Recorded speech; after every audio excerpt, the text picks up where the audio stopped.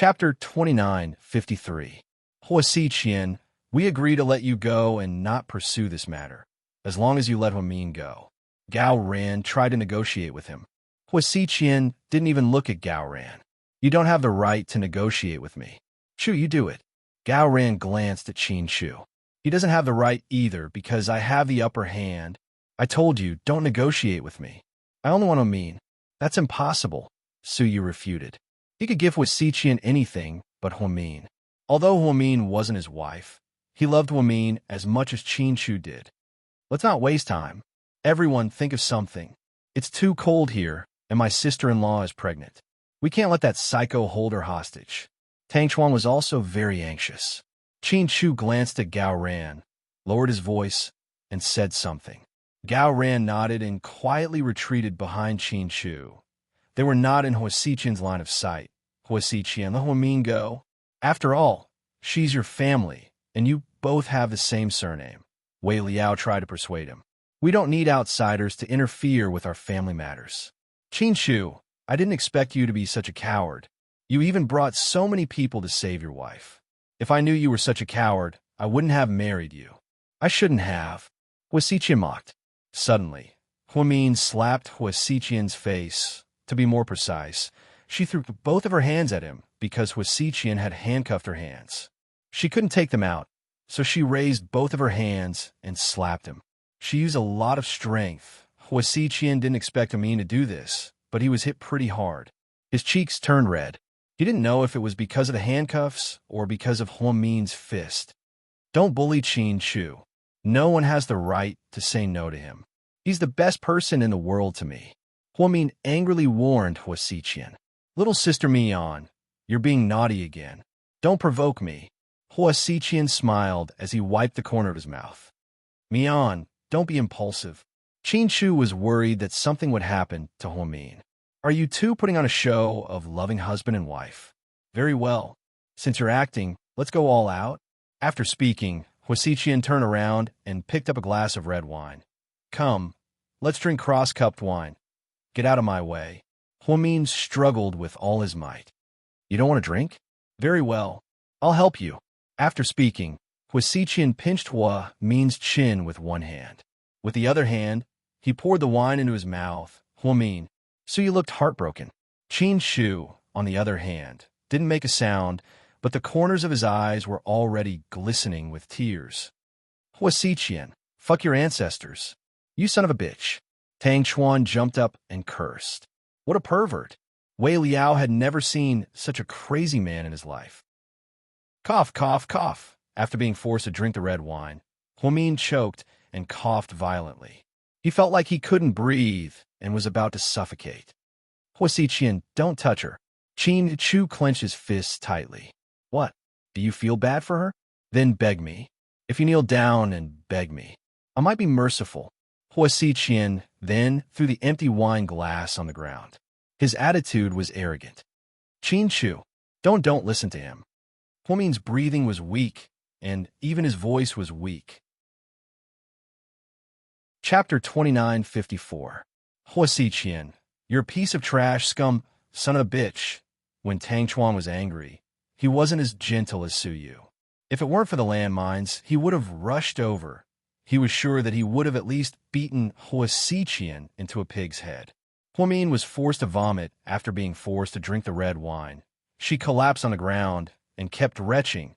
Although she knew that the red wine didn't have much effect on the fetus, she still didn't want to drink the red liquid, especially when Huasiqian forced the wine down her throat in such a perverted way. Huamin didn't have any defensive weapons on her. Even the tracker had been found by Huasiqian, not to mention the silver needles on her body. At this moment, she was very envious of Yan. If she had Yan's skills, she wouldn't be afraid, even if there were two Huasiqian.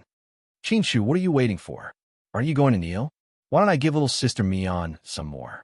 Huasiqian said as he reached out and pulled Huamin up from the ground. Qin Chu's eyes darkened. No one knew what he was thinking. If this was an 8 p.m. drama, the male lead would definitely kneel down to save the woman he loved. It would show his love for the female lead. Then, the audience burst into tears. However, life was never a drama, and it wouldn't develop in that direction.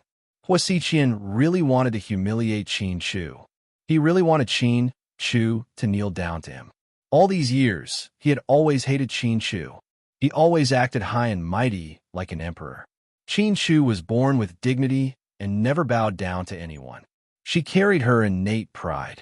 Hua Xiqian, on the other hand, seemed to have lived in the shadow of abuse during his childhood. His life was even worse than that of a dog. Therefore, it caused his mentality to be distorted. Therefore, he wanted to see Qin Chu kneel before him and crush all of Qin Chu's pride. However, Huamin propped himself up and looked at Qin Chu. In a low voice, he said, "Don't do that, please." Qin Chu understood the look in Huamin's eyes. Qin Chu knew that if he really knelt down to Hua Xiqian because of this, Huamin would feel worse than death. So he just stood there, not moving for a long time. TSK, TSK. Mian, look, I told you. He doesn't love you at all. He loves himself. He thinks it's embarrassing, so he won't even do something like this for you. Why would he give up his life for you? So, don't be silly. This kind of man is really not suitable for you. Stop trying to drive a wedge between us. We've been together for years, and our love has long surpassed that of a man and a woman. We're already family. You can't drive a wedge between us with just a few words. Qin Chu understands me. He's the person who understands me the most in this world. Huamin was glad that Qin Chu understood what he meant. She felt gratified. If that's the case, let's drink some more, baby. After speaking, Hua Xiqian grabbed Hua Min's chin again, raised the other glass of red wine, and poured it in her mouth. Don't, Hua Xiqian, please don't do this. Don't you want me to kneel to you? I'll kneel to you. These words came out of Su Yu's mouth. Yes, when he saw Hua Min, who was pregnant with his second child, being forced to drink by Hua Xiqian again, he almost broke down. That feeling was worse than being cut into pieces. To this day, he still couldn't bear to see Hua Min being tortured in front of his own eyes. Therefore, Su Yu, who had always been arrogant, fell to his knees like a coward at this moment. He knelt down heavily in front of Hua Xiqian. Then, everyone was shocked.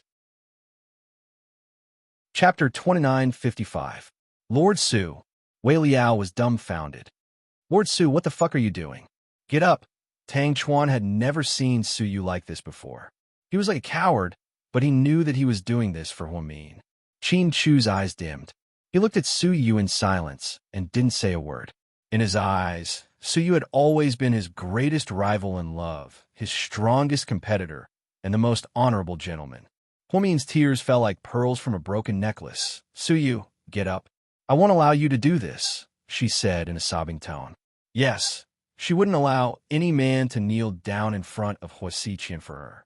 Look, Qin Chu, you should learn from Su Yu. Your love for Sister Mian is less than Su Yu's. Hua Xiqian said sarcastically. So, can you stop torturing Hua Min? Su Yu raised his head and looked at Hua Xiqian with bloodshot eyes. But it's useless for you to kneel down. I don't want you to kneel down. Hua Xiqian changed his words. Hua Xiqian, are you a fucking man? Tang Chuan was furious. He cursed as he pulled Su Yu up. It's useless for you to curse me. Why don't you go and convince Qin Chu to kneel down and kowtow to me 3 times? Hua Xiqian smiled smugly. Don't even think about it. Hua Xiqian, you live a lowly life when you were young and were treated like a dog. That's why you still feel inferior when you grow up. That's why you want someone as proud as Qin Chu to kneel down in front of you. That's why you feel satisfied, right? Yes, Sister Mian, you're absolutely right. Hua Xiqian smiled. You won't make it happen. Qin Chu will never do that. He loves me, and kneeling down in front of you are 2 different things. We won't fall for your trick. Hua Min gritted his teeth and said word by word. Meanwhile, thousands of miles away, in the Middle East, Lu Yin slapped the face of a 2-meter-tall bald man. Boss, I'm sorry. Fuck, I'll chop your head off first, and then apologize to your head. What's the use of that? Lu Yin was furious. The man lowered his head and didn't dare to retort or even fart. Xiao Fei just watched on the side and didn't interfere. It was Lu Yan's rule to discipline her subordinates. No one was allowed to interfere. What's the situation over there? We only know that the young miss was taken away. Her husband went to rescue her. We don't know the details yet. What do I need you for? My sister was taken away. Why the fuck are you only telling me this now? Lu Yin rested her hands on her hips, fuming with anger. Boss, you are still in the middle of a war. It's such a critical battle. We were afraid that you would be distracted and in danger. Don't fucking mention danger to me. If I were afraid of death, would I be a mercenary?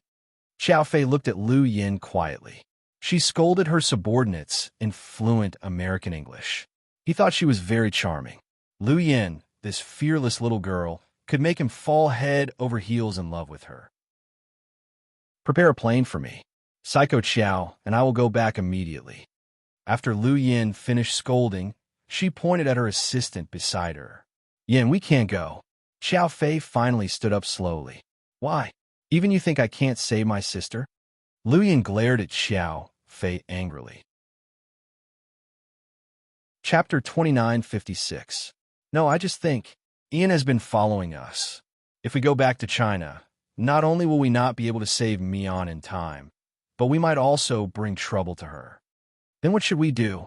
I can't just leave her in the lurch. No, I just think. First of all, Mian's husband isn't that strong, so maybe we don't have to do anything. Second of all, we have a long way to go. Even if we take the fastest flight back, it'll take at least 7 or 8 hours. Maybe after 7 or 8 hours, the situation will already be like this, Xiao Fei analyzed rationally. Lu Yin was silent. In fact, Lu Yin wasn't a reckless person. She was just anxious when it came to her sister's situation. If you think I'm wrong, I'll go back with you. Seeing Lu Yin remain silent, Xiao Fei added, Boss, there's a battle situation. Just then, one of her mercenaries rushed in and said in a hurry, Speak. Lu Yin glared at the man. We just detected a dozen more armored vehicles heading our way. There are also 3 unmanned bombers. We have to leave this place. Damn it, they're everywhere. Lu Yin gritted her teeth. Let's retreat. Everyone, retreat to the dugout. Taking advantage of the war abroad, Ian's terrorist organization colluded with the local anti-government militants. Then, they used some large-scale war weapons to force Lu Yin to submit. This time, Lu Yin and Xiao Fei had been fighting for half a month. I'm practically exhausted, but the good thing was that the Qiao family couldn't interfere. Neither Qiao Nan nor his father, who wanted to bring Xiao Fei back, could contact him. War wasn't as simple as killing. A bomb could kill a lot of people. In the face of death, Lu Yin seemed to grow braver and even a little excited. Xiao Fei remembered a conversation between his father and Professor Lu, who was Lu Yin's father, a long time ago. At that time, Xiao Fei's father had said, After all, Lu Yin is a girl. It's not good for her to live like this. Why don't you give her a new identity and let her start over? At that time, Professor Lu's answer was, Everyone is born with a mission. Lu Yin is used to this kind of life. However, the dull and boring life will wear away her iron will. Although she's only in her early 20s, she's already experienced hundreds of battles. She's a real warrior who climbed out of piles of corpses. So, Lu Yin is destined to spend her life in battle. That was why Xiao Fei's father didn't want Xiao Fei to marry Lu Yin. On one hand, they were worried that Ian would cause trouble for them. On the other hand, no one wanted a warrior as their daughter-in-law. Even the underworld families were only involved in the arms trade for money. Lu Yin, on the other hand, was a real killing machine. When Xiao Fei was young, he saw Lu Yin and asked her, Aren't you afraid of going to hell after killing so many people? He remembered Lu Yin's answer clearly. She laughed disdainfully. Aren't I in hell right now? Those were the words of a teenager. At that time, Xiao Fei was extremely shocked and deeply touched. At the same time, he thought that he really wanted to use his life to protect Lu Yin and not let her get hurt, because this was no longer something that could be measured by the word heartache. Be careful. Coming back to his senses, Xiao Fei pressed Lu Yin's head down. The two of them hugged each other tightly and rolled into a crack on the other side. Then, the place where they were lying was hit by a bomb and engulfed by fire. You were distracted just now. This isn't like you. Xiao Fei looked at Lu Yin gently and asked. Chapter 2957. Xiao Fei. Lu Yan's expression was strange. What's wrong? I just had a very, very bad feeling. What feeling? I just felt something stabbing pain in my heart. It's okay, don't think too much. Xiao Fei, will my sister be okay? When Lu Yan said this, her hand subconsciously grabbed Xiao Fei's wrist tightly. There was also panic in her eyes. This was the first time Xiao Fei had seen it. It was an expression that Lu Yan rarely had. Even when she was facing death, she didn't have it. No, don't think too much. Sister Mian will be fine. If it's really because I didn't go back and couldn't help my sister, I'll hate myself to death. She's my biological sister. She and Dad are my last family in this world. Lu Yan was very scared. Ever since her mother Linya's accident many years ago, she had become more and more scared. Later, she and her father lived separately and didn't see each other for many years. Instead, she became much quieter. If her father was by her side, she would be distracted when she fought and would think about taking care of him. Therefore, she didn't want to be a burden to her father, and her father didn't want to be her worry. All these years, they lived in peace until she found her sister. Then, everything changed. Looking at her sister and the twins, Lu Yan felt a sense of happiness from the bottom of her heart. She couldn't suppress it. It was a magical feeling. It was a unique kinship, a kinship where blood was thicker than water. Trust me, she'll be fine. Sister Mian is a genius. Xiao Fei reached out and hugged Lu Yan's shoulder tightly. The two of them thought about how to save their lives in the rain of bullets. Xiao Fei had to comfort the panicked Lu Yan at the headquarters of the Turkish reactionary government. After meeting with the commander of the reactionary government, Ian walked out. He was wearing a dark green military coat. He was the leader of a terrorist organization, but he dressed up like a hero. That's right, he was just that unpredictable. Is the time limit for Huop? Has he handed over the person I want? Ian asked. Sir, something seems to have happened over there. The person beside him reported carefully. Seems? Oh no, I don't like you talking to me like that. Ian's face darkened. Sir, the situation isn't looking good. Tell me, what's wrong?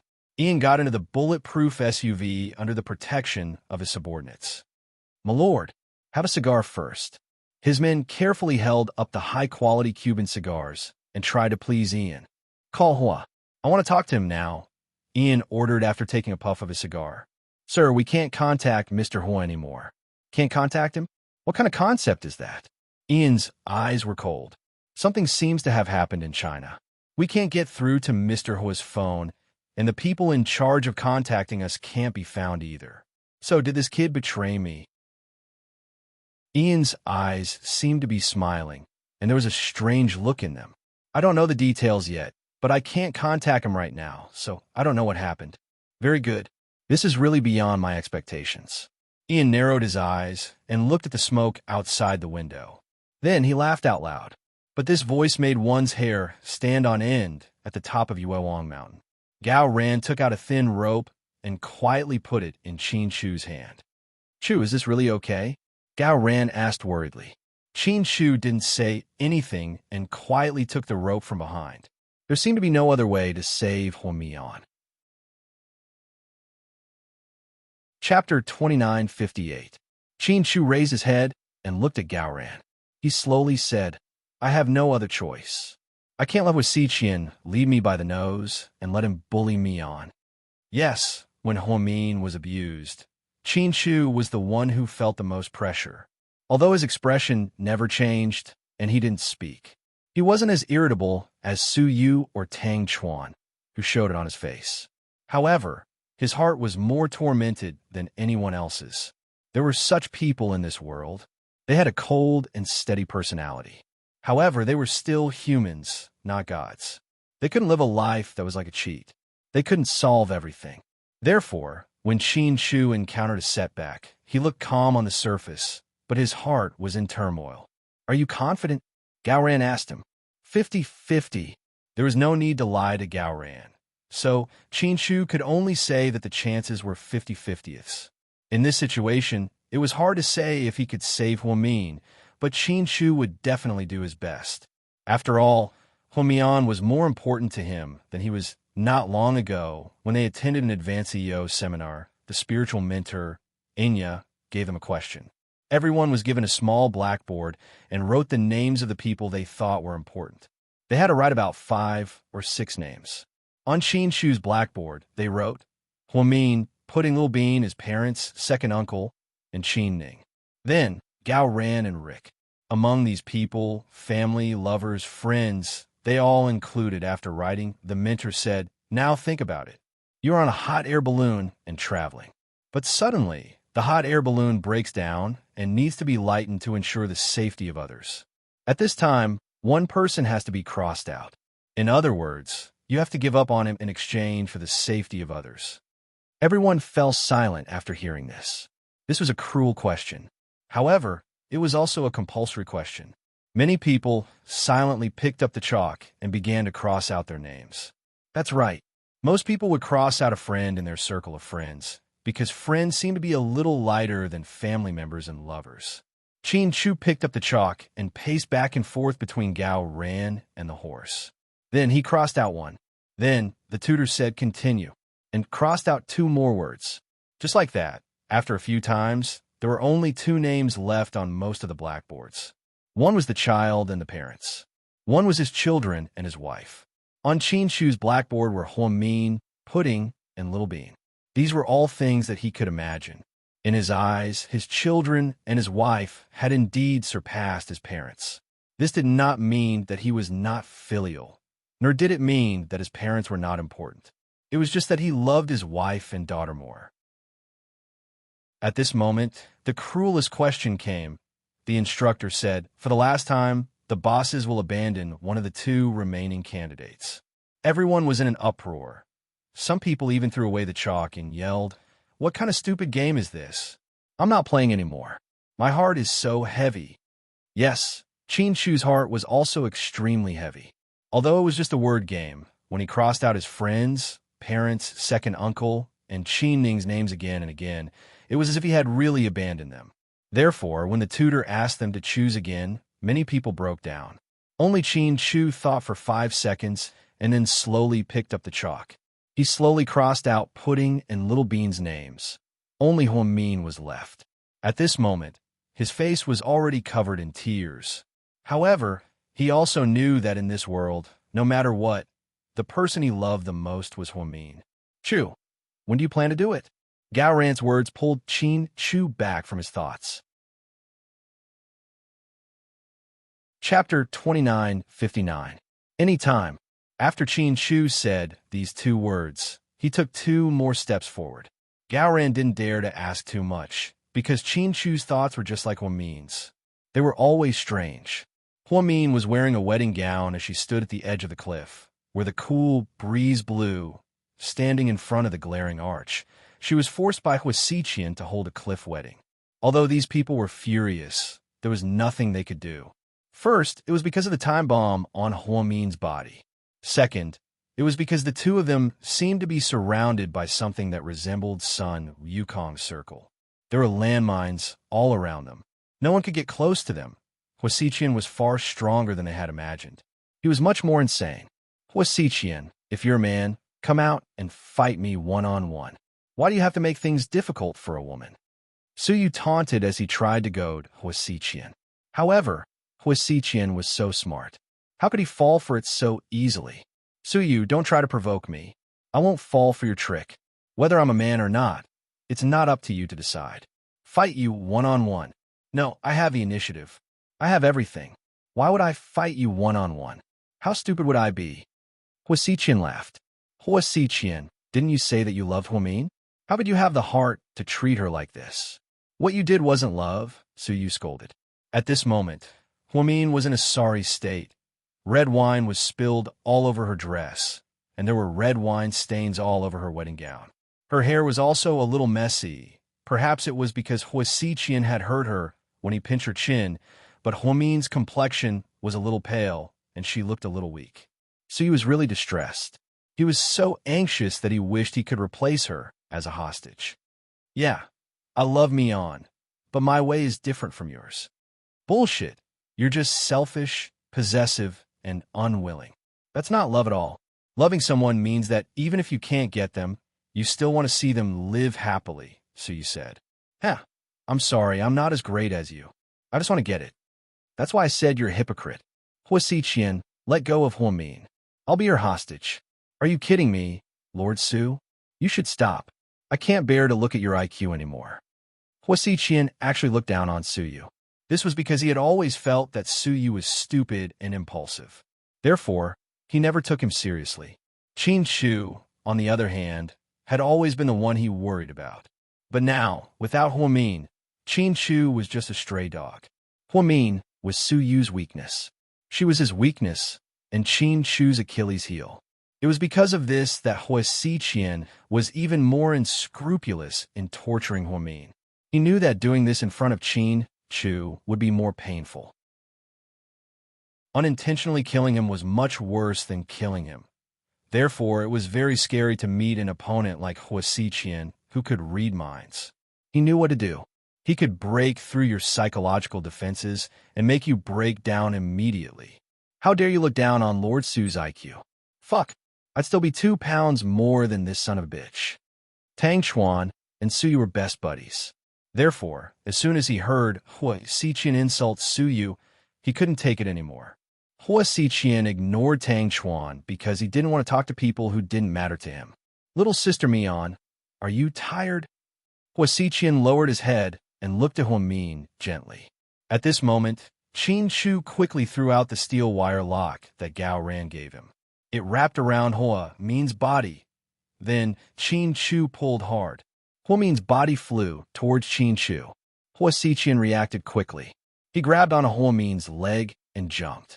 Hua Mian, everyone at the scene, was shocked to the core. Chapter 2960. Although Qin Shu's method was risky, it was the only way. Because only by dragging Huamin out of the air, they wouldn't have to put too much pressure on the landmine line. However, they didn't expect Hua Xiqian to react so quickly and grab Huamin's leg. Seeing this, everyone rushed over to help. Suyu immediately went behind Qin Shu and pulled the rope. Then Gao Ran, Wei Liao, and Tang Chuan all ran over. Everyone began to play a tug-of-war with Hua Xiqian. Everyone be careful. Don't hurt Huamin. Gao Ran didn't forget to remind them. After all, Huamin was pregnant. Seeing that this group of people was about to take her away, Hua Xiqian wasn't in a hurry. Out of nowhere, a miniature remote control appeared in his hand. He pressed it lightly. The landmine circle immediately exploded. The rope was blown apart. Before Huamin landed, Hua Xiqian carried her back. Luckily, she didn't fall to the ground. Fuck, he actually took her back. Tang Chuan was about to go crazy from the torture. When he came out, he didn't forget to brag. He patted his chest and said to Qin Ning, "Don't worry, honey. I'll definitely save our sister-in-law. After all, we're family." Qin Ning cried and leaned into Tang Chuan's arms. "Tang Chuan, you have to help my brother save her. My brother can't lose my sister-in-law. You don't know how scary it'll be if he loses her." Qin Ning cried as she said those words. But just now, when he saw Huamin being taken back by Hua Xiqian, Tang Chuan was really in despair at that moment. That feeling was like playing a game and clearly winning, but suddenly the power went out. It was simply too uncomfortable. Seeing the rope break, Huamin was hugged by Hua Xiqian. Qin Shu's perennially cold face finally had a trace of expression. That was panic, a kind of panic that he rarely showed. Yes, he was afraid. He was too afraid that something would happen to Huamin. Hua Xiqian, let go of me. Huamin was held in his arms. She wanted to struggle, but she didn't have any strength. The explosion just now was still deafening, as if it was still ringing in her ears. She still felt that her heart was beating very fast. She wondered if the child in her stomach would be frightened. Huamin was thinking about how to protect her baby. After all, it was her and Qin Shu's child. "Qin Shu, this time you've really pissed me off," Hua Xiqian said. "Hua Xiqian, if you don't want to die, let her go. Do you believe that I can call in an army to wipe you out in minutes?" Suyu was furious. "Huh, I believe you. Why wouldn't I believe you? You're the only heir of the Su family. Calling an army is a piece of cake for you. But do you think everything can be done in a hurry? Do you think I'll give you this chance?" "What do you mean? This is a dead end. Do you have wings to fly?" Suyu questioned. Lord Su, did this bastard prepare a helicopter or something to escape? Tang Chuan asked carefully. Even if it's a helicopter, I'll shoot him down. Suyu was full of confidence. At this moment, Hua Xiqian glanced at Qin Shu. Qin Shu, all these years I've been imagining a scene like today, a scene where you lose to me. The winner hasn't been decided yet. I haven't lost, Qin Shu said. No, you've already lost because, at this point, Hua Xiqian hugged Hua Min tightly and glanced at her. Then, he continued, Mian, from this moment on, you're mine forever. Then, Hua Xiqian hugged Hua Min, turned around, and jumped off the cliff. At that moment, everyone held their breaths. It was as if they could hear the sound of a needle falling to the ground. No. Suyu screamed at the top of his lungs. However, at that moment, Qin Shu couldn't make a sound. He just watched as Hua Xiqian hugged Hua Min and jumped off the cliff. There was no room for negotiation. In the next second, Qin Shu spat out a mouthful of blood. Chapter 2961. Chu, what's wrong? Gao Ran reacted quickly and helped Qin Shu up. Suyu couldn't care less about Qin Shu. He ran past him and chased after Hua Mian. However, Wei Liao and Tang Chuan held him down. Let go of me. I have to save Mian. Suyu cried and roared. Lord Su, don't go. There are landmines there. You'll be blown up. You have to find someone to clear the mines first. Let go of me. Let go of me. Suyu couldn't care less about the landmines. He ran to the edge of the cliff with all his might. Fortunately, Tang Chuan and Wei Liao used all their strength to hold down the landmines. Behind them, the public security reinforcements arrived with a minesweeper. They quickly cleared all the landmines at the scene. Then, Suyu and the others rushed over. After glancing down, everyone fell silent, especially Suyu. His eyes were filled with sadness, despair, and pain. Below them was a bottomless abyss. It was a rolling black wave at night. The sea seemed to be like a beast, howling in the sea breeze. Not to mention a living person, even a plane would be swept dozens of meters away by the waves. A wave would hit them, and they would disappear without a trace. Humans were always so small in front of nature. Hua Xiqian hugged Hua Min. After all, they were made of flesh and blood.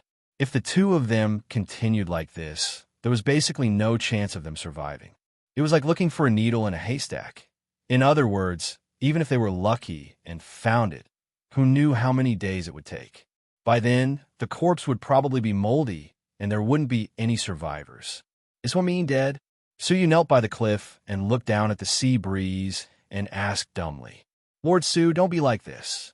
To be honest, Wei Liao's heart ached when he saw Suyu's dumbfounded look. Do you guys think she's dead? Suyu's voice was trembling. He was terrified. Lord Su are all grieving, Tang Chuan said with difficulty, trying not to cry. My condolences, my condolences. How could Omin die? She's a genius. She's so awesome. How could she die? You lied to me. You all lied to me. So you seem to have gone mad. It seemed like it was going to fall down any further. Wei Liao and Tang Chuan each grabbed one of his shoulders and dragged him back. At this moment, Tang Chuan suddenly thought of Qin Shu. So he turned around abruptly.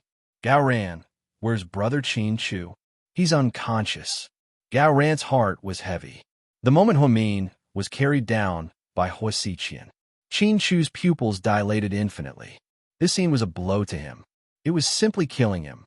Then, in less than 10 seconds, Qin Shu spat out a mouthful of blood and fell to the ground with a thud. Gao Ran was so scared that he hurriedly helped him up and then got into the ambulance behind them for emergency treatment. Fuck! What kind of moral integrity is this? What should we do? What should we do? Tang Chuan hugged his head with both hands and squatted on the ground. He didn't know what to do and started crying. Wei Liao hugged Suyu tightly, trying to calm him down. Gao Ran was panicking. His hands kept trembling. Holding his phone, he trembled as he typed a few words and sent it to Lingling. Hua Min is dead. There are only 4 words. Zhu Lingling called back. As soon as Gao Ran picked up, she scolded him. Damn cop, don't curse my Mian. Do you want to die? Do you want to sleep on the floor tonight? Lingling, Min is dead, Gao Ran said solemnly. Fuck off. You're the one who's dead. Don't make such an unlucky joke. Tell me, did you lose a game and now you're trying to trick me? Zhu Lingling obviously didn't believe him. Lingling, I'm not lying to you. Gao Ran explained again. His eyes were blurred by tears, and his voice was sobbing. Chapter 2962. Gao Ran, this joke isn't funny. Stop messing around, okay? Zhu Lingling's voice was filled with fear. Gao Ran didn't say anything. He just remained silent. Then a low sob sounded. Honey, don't scare me. Min was taken away by Hua Xiqian. We chased him to the edge of a cliff, and then Hua Xiqian jumped down with Min in his arms. With a thud, Zhu Lingling's phone fell to the ground this time. She finally believed that her husband wasn't playing a prank. Something really happened. Gao Ran explained everything that happened in one sentence, but it was too sudden. Zhu Lingling really couldn't accept it right away. Everyone was sad that Min was in trouble, but the saddest were Qin Shu and Su Yu. Su Yu was still fine. He could still cry, shout, and curse. However, Qin Shu completely exploded at that moment. He vomited blood and fainted. They still didn't know what was going on. After everyone returned, Su Yu immediately contacted the rescue team and went to the bottom of Yuewang Mountain to salvage. They began to search and rescue near that area of the sea, still holding on to a glimmer of hope. Lord Su, forgive me for being blunt, but it's useless to salvage at this time. The waves over there are very big, and even fishing boats won't get close. Min's thin and weak body can't withstand the roar of the sea. Looking for a person in the vast sea is undoubtedly like looking for a needle in a haystack. Not to mention the possibility of survival. Maybe we won't even be able to find his body. Wei Liao knew that saying this might make Su Yu uncomfortable, but these were all facts. He had to analyze them and let Su Yu understand the current situation. Shut up. Mian won't die. She won't. I will definitely find her. Su Yu furrowed his brows and glared at Wei Liao angrily. He grabbed Wei Liao's collar tightly. Lord Su, let's accept the truth. Min Shi is dead. Wei Liao was also very sad. He didn't dare to tell Jiang Xiaowei about it. She had known Min for a long time, but she had seen him being dragged off the cliff by Hua Xiqian. Those who had not seen it with their own eyes would not be able to understand. After Wei Liao said this, Su Yu punched him in the face. Wei Liao staggered and almost fell to the ground. Tang Chuan was explaining the situation to the rescue team. Seeing that a fight had broken out, he immediately rushed over. What's wrong with you two? What time is it now? Why are you still fighting here? Tang Chuan cursed. Su Yu was silent. He panted heavily. Wei Liao wiped the wound on the corner of his mouth. He didn't blame Su Yu. He knew that Su Yu needed an outlet to vent his emotions. Lord Su, we've done as you said. You said to search and rescue, so we did. You said to look for people, so we followed you. If we can't find them in a day, then we'll search for a month. If we can't find them in a month, then we'll search for a year. Even if we search for the rest of our lives, we'll search for them. What do you think? Tang Chuan asked Su Yu. Su Yu bit his lip and didn't say anything. However, his mood was terrible. Yes, he didn't even want to say anything. After a while, he finally asked, Where's Qin Shu? How is he? He's still unconscious and in the hospital. I think no one is sadder than him. Tang Chuan lowered his head, obviously lacking confidence. Let's go, Su Yu said as he turned to leave. Tang Chuan grabbed him and said, Lord Su, leave the search and rescue to them. We have to go back first. The twins are still at your house. When he heard the twins, Su Yu's expression became even sadder. Chapter 2963. I think Pudding and Lil Bean are so smart. We have to tell them about this. No, we can't tell them. What if we find Mian? Su Yu immediately denied. Okay, but you should go back and comfort them first. Otherwise, I don't think Annie can keep an eye on them. Wouldn't it be more dangerous if they run around? Tang Chuan wanted to temporarily divert Su Yu's attention so that he wouldn't think about going out to sea to find Min. With Su Yu's temper, if they couldn't find him, he would be devastated. If they found him, if it was a corpse, the blow would be even greater. If they found him and he was still alive, the possibility of that was very slim. Everyone understood this, and so you probably knew it too. He was just lying to himself. Then about the search and rescue. So you seemed worried. Leave the search and rescue to them. I'm sure they'll do their best. I think my brother-in-law Qin Shu is more important right now. Okay. In the end, Tang Chuan convinced Su Yu. The rescue team immediately went out to sea to search and rescue. They reported to them in real time. Oh, Wei, why don't you go back first? Tell sister-in-law Xiao Wei about this. She has the right to know. Tang Chuan patted Wei Liao's shoulder. Okay, I'll meet you guys at the hospital when I go back, Wei Liao said. Tang Chuan nodded. Chuan. Lord Su. Wei Liao was a little worried and hesitated. After being buddies for so many years, they had a tacit understanding. Tang Chuan knew what Wei Liao wanted to say, so he nodded. Don't worry, I'll keep an eye on him. I won't let him do anything rash. Okay, that's good. Then, Wei Liao left them tiredly and went home. Military hospital. So you called his grandfather and specially allowed Qin Shu to go to the military hospital. Firstly, the medical equipment was more advanced, and secondly, the concealment was better. If GK's competitors found out about Qin Shu's illness, they would definitely hype it up and make an issue out of it. When Su Yu, Tang Chuan, and the others arrived, Qin Shu was already in the emergency room. Only Gao Ran sat alone on the bench, looking haggard. Lord Su, you're back? How is Qin Shu? Su Yu asked. I don't know yet. I'm also very worried. Gao Ran said. Don't worry, I believe he'll be fine. After that, Su Yu and Tang Chuan also sat beside Gao Ran and continued to wait. 10 minutes later, Zhu Lingling arrived, crying all the way. When he saw her, she asked, Honey, is what happened to Mian true? Why are you here? Didn't you say you wouldn't come out? Gao Ran's heart ached. How could I not come? Something so serious happened. My heart is breaking. Zhu Lingling's eyes were red and swollen from crying. Then, she took out her phone and dialed a number. I think Mian will be fine.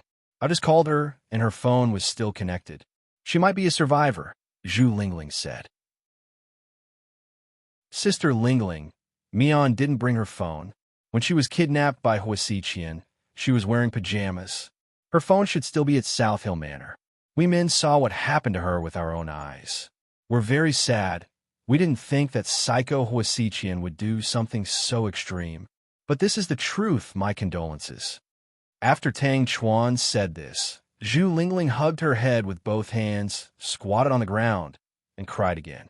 My Mian, how did this happen? Just then, Qin Ning ran all the way in out of breath. When she saw Tang Chuan, she squeezed his arm tightly. Tang Chuan, where's my brother and sister-in-law?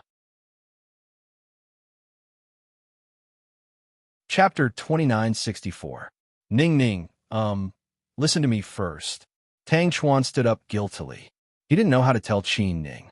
At this moment, it seemed like he couldn't lie to her.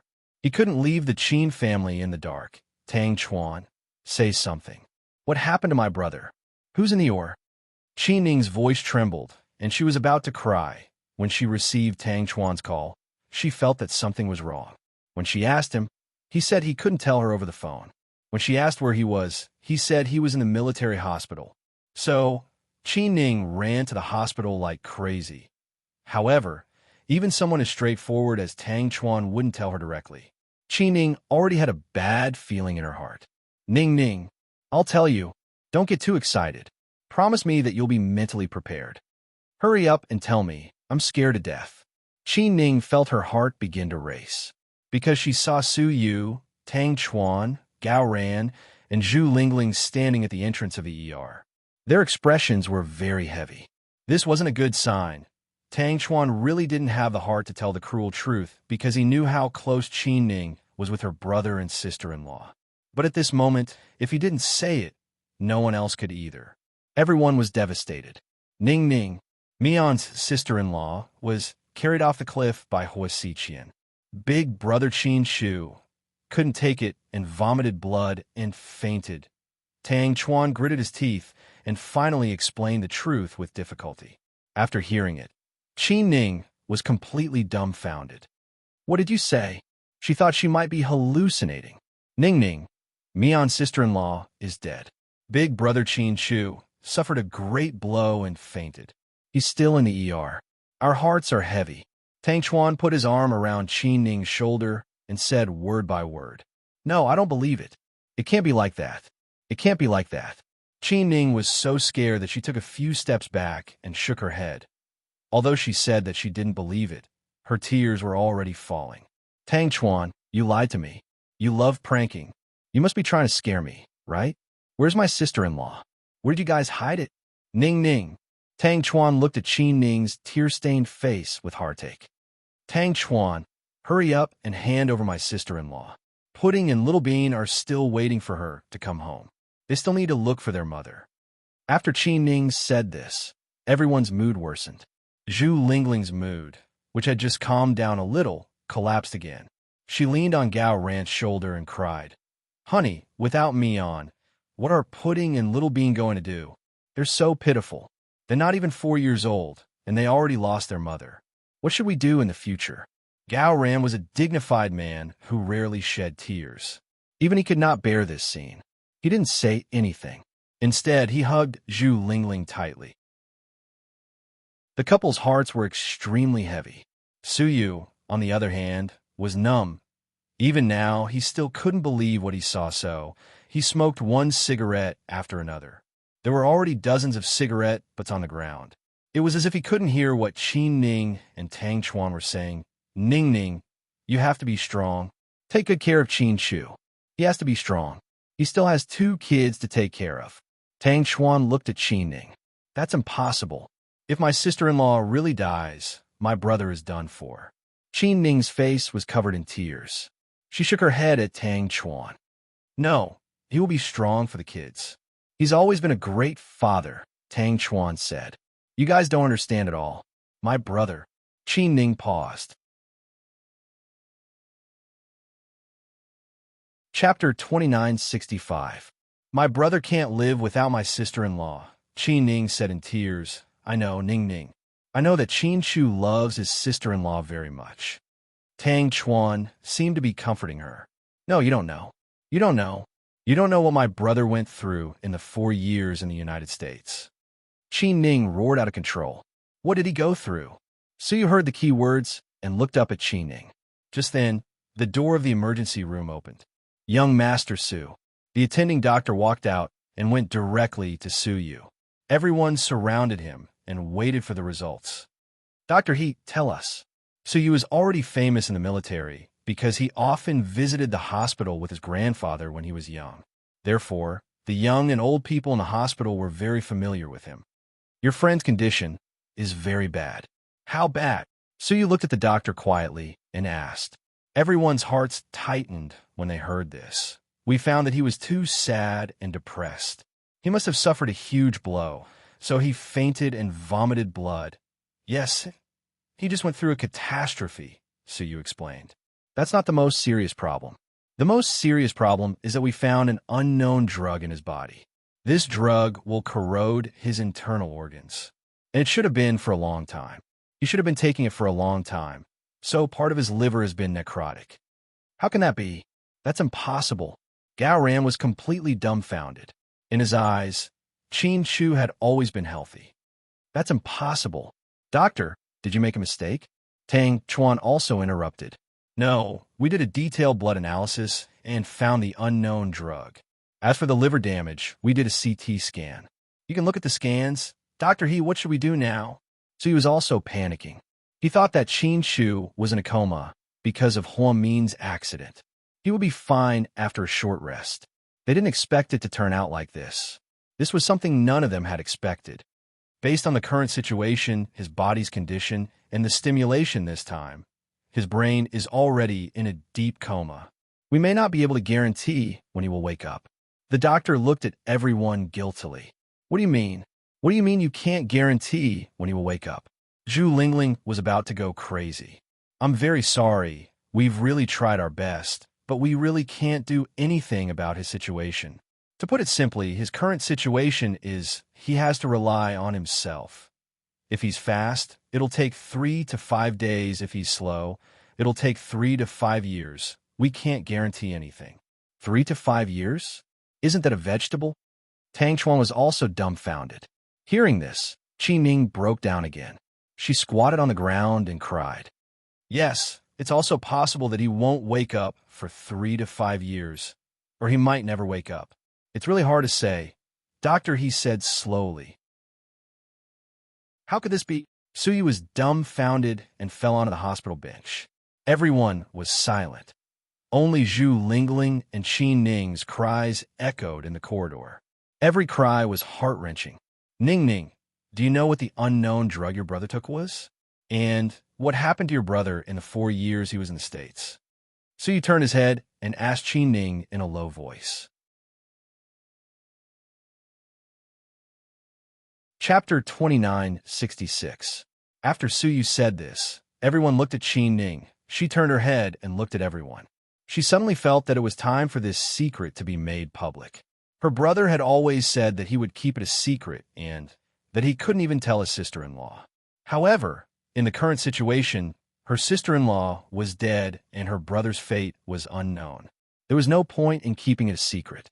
Ning, hurry up and tell us. We're worried sick.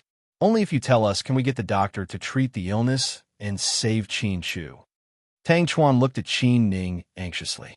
My brother, actually, during the 4 years he was in the States, he was very, very bad. He missed my sister-in-law so much that he got a disease, Qi Ning said slowly. What disease? Suyi stood up. He felt that this was a serious matter. This disease is very rare. I'm not a medical student, so I don't know much about it. I only know that it's called paranoia. The scientific name is paranoid personality disorder. Finally, Qi Ning revealed her brother's secret to the public. Paranoid personality disorder? What the hell is that? Tang Chuan didn't understand at all. Zhu Lingling and Gao Ran were also confused. Suyi reacted quickly. He took out his phone, searched the database, and immediately found the description of this disease. Perhaps he wanted to help everyone. So he took out his phone and read in a low voice, Paranoid personality disorder is a type of personality disorder. The number of people with this type of disorder is unknown. People with this type of disorder rarely seek help from doctors. If their spouse or friends advise them to seek treatment, most of them will deny that they have this disease. This makes it difficult for the doctors who treat them to distinguish the truth. Their symptoms are usually caused by a sudden event or stimulation. Then, they often fall into an inextricable state of pain. According to the United Nations Medical Association, people with paranoid personality disorder account for 8% of the world's population.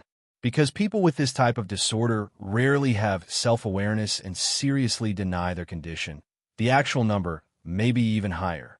Once they get this disease, it's very difficult to cure, because when they realize that they have the disease, it's very difficult for them to control and change it.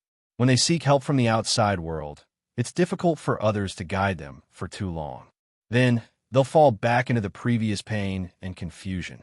This is a painful cycle of death. Most of the patients are men, and there's no known cure yet. After Suyu finished speaking, everyone's hearts turned cold. Fuck, does this mean that even Brother Qin Chu doesn't know that he has this disease? Because this kind of patient will deny that he is sick? Tang Chuan asked. Qi Ning immediately retorted, of course not. My brother studied medicine and is one of the rare genius doctors with high IQ and EQ. My brother is also one of the rare few who knows about his condition and has been actively cooperating with the treatment. Later, when he saw that the treatment wasn't effective, he prescribed his own medicine. But I know that medicine is bad for his body. But if he doesn't take it, his mind and heart will be tortured. I don't know what to do. Does Wen Mian know about this disease? Suyu asked. Of course not. My brother forbade her from talking about it. My uncle and the others don't know. Only me and Big Brother Rick know. My brother always told me not to let Wen Mian know because she'd be so sad. After all, he got this disease because he missed her so much. Qi Ning lowered her head. In other words, when Qin Chu and Huamin were separated in the States for 4 years, he missed Huamin all the time and got this disease, right? So you asked again. Chapter 2967. Yeah, I remember back then, Qin Shu's leg was injured from the plane crash, so he was in a good mood. When he was in the nursing home, he would only smile when he saw Mion's photo. Because he missed her so much, he suppressed himself and didn't dare to go back to see her. Back then, Qin Shu's leg was seriously injured, and he was afraid that he would drag Mion down with him. Plus, he did his own things in secret and got in touch with some mysterious people. I'm not sure about this, but I think Qin Shu had his reasons for doing things, so I didn't ask. Qin Ning carefully recalled the time when Qin Shu was in the States recovering from his injury. What are the symptoms of his illness? For example, does he have any abnormal behavior? Is it a mental illness? Zhu Lingling asked curiously. No, he's the same as before. The only serious symptom is insomnia. The most severe insomnia I remember was that he didn't sleep for 5 days and 5 nights. Oh my God, how is that possible? Zhu Lingling covered her mouth in shock. Gaoren also widened his eyes in disbelief. Qin Shu had never told him about the things that happened in the States. 5 days and 5 nights? How'd that feel? Oh my God, was he sleepy? Tang Xuan looked up at the sky and sighed, his face full of sadness and helplessness. Qin Ning recalled the pain that her brother had gone through and said with tears in her eyes, "Yes, it wasn't easy for my brother. Maybe it's because of his personality. He liked to shoulder everything by himself and would do anything for my sister-in-law. He didn't need to say much, he just needed to act. During that time, my brother was very serious. His eyes were often purple and his pupils were red. He had to sleep. At that time, we contacted all the famous doctors in the United States, from psychiatrists, psychologists, and even stubborn sleep therapists. Unfortunately, it was to no avail. At that time, a doctor said that if my brother's condition continued, he would definitely die because his heart wouldn't be able to handle staying up all night. It was very likely that he would suffer from heart failure and myocardial infarction. My brother wanted to come back alive to see my sister-in-law, so he started making his own medicine. Making his own medicine? He's really good. So you only had respect for Qin Shu at that moment. This man, who didn't say much and had a proud look on his face, was a real man. He had never been like a woman, dawdling about the pain he had suffered in the past. After he came back, he gave Huamin a warm hug and didn't mention anything about the past 4 years. He even talked about his most serious leg injury, which had undergone several surgeries, as if it was nothing. Suyu admired a man like him, unyielding and arrogant to the extreme. Making medicine isn't easy. In the beginning, my brother used common sense and tried his own medicine. He often got poisoned. Just now, the doctor said that his liver was damaged. I think that was the root of the disease. Later, he finally found a medicine that could cure his disease, but it couldn't cure it completely. He could only suppress it on the surface, saying that it suppressed the excitement in his cerebral cortex. Basically, it relieves sleep. Since then, my brother got better little by little. But this medicine hasn't stopped for the past few years, and he's still taking it. It's just that my sister-in-law doesn't know about it. But if he takes the medicine, will it affect Huamin's baby? So you suddenly thought of a very serious problem. Chapter 2968. I don't think so. When my brother tested the medicine, he focused on our extensive knowledge of Chinese medicine. He was worried that it might affect our future pregnancy. Plus, after my sister-in-law got pregnant with her second child, my brother looked very happy, so there shouldn't be any problems. I thought that their family of 4 would be happy with the addition of another baby, but who knew? At this point, Qin Ning covered her mouth and began to cry again. To be honest, she couldn't accept the fact that Huamin was dead. After hearing Qin Ning's words and learning about Qin Shu's secret, everyone's hearts sank. The current situation was that Huamin was dead, and Qin Shu was still unconscious. A family that had been perfectly fine was torn apart, just like that. The innocent elderly and children didn't know what happened, and they were still waiting for Qin Shu and Huamin to return. Lord Su, what should we do now? Tang Xuan didn't know what to do and panicked. I'll think of a way. I'll contact the specialists in Jing City and see if there's any other way. We can't let Qin Shu stay unconscious like this. If he wakes up, he'll have a better chance of finding Mion, Suyu said. Tang Chuan nodded, walked over, and put his arm around Qin Ning's shoulder. Ning Ning, don't worry. Lord Su has a lot of connections. He even managed to invite the special military doctor for the leaders of Jing City. Qin Chu will be fine. Qin Ning nodded with tears in her eyes and leaned on Tang Chuan's shoulder. Then you guys should go back first. There's no point in staying here. You guys should go home. There are people here 24/7, Su Yu said as he looked at Tang Chuan, Qin Ning, Gao Ran, and Zhu Lingling. Okay, let us know if you have any news. I'll go back and follow up on the search for Huamin, Gao Ran said. Okay. After they all left, Su Yu was about to go in and check on Qin Shu when his phone suddenly rang. Hello, President Su. I'm President Qin's assistant, Xiao Yang. Oh, go ahead. It's like this. I can't contact our President Qin. Do you have any news about him? Is there something urgent at the company? If so, you can tell me and I'll help him deal with it. Su Yu said bluntly. That's not it. It's just that President Qin told me to contact you if I can't find him. What else did he say? He also said that if he couldn't get in touch with you, he wanted me to pass a message to you. So, I want to confirm if something happened to President Qin. Yang wasn't stupid. When he heard President Qin's order, he knew that what he was going to do this time was very dangerous. Something did happen to Qin Shu. Su Yu knew that Yang was a trustworthy person, so he didn't try to hide it. I knew it. Yang's heart sank. What message did he ask you to pass to me? Go ahead. Through the glass of the ICU, Su Yu looked at the man wearing an oxygen mask. He was no longer as beautiful as he used to be, nor was he dazzling. It was just lying there quietly, falling into a deep sleep. They were rivals in love. After Qin Shu died, he should have had a better chance of getting Huamin. But now, seeing him like this, Su Yu felt very sad. It was as if his best friend had encountered a life-or-death situation. President Qin told me that this time, he's going to do something dangerous. If he doesn't come back, then he asked me to find you immediately and tell you. When little Yang said this, he choked up and was about to cry. So you didn't interrupt and just listened quietly. It seemed to be Qin Chu's last words. Chapter 2969. Let me tell you, President Su, that President Hua, also known as Huamin, and their children are in your care. Assistant Yang struggled to say these words to Su Yu over the phone. However, Su Yu wasn't happy at all. Instead, he felt sad. Okay, I got it. After hanging up the phone, Su Yu took a deep breath. This man was really meticulous. Before he left, he had already thought of the worst possible outcome. He must have thought that he would do everything he could to save Huamin. Even if it meant sacrificing his own life, he wouldn't hesitate. The worst possible outcome would be him dying and Huamin surviving. Then, he generously entrusted Huamin and the twins to Su Yu. Su Yu didn't know what Qin Shu was thinking.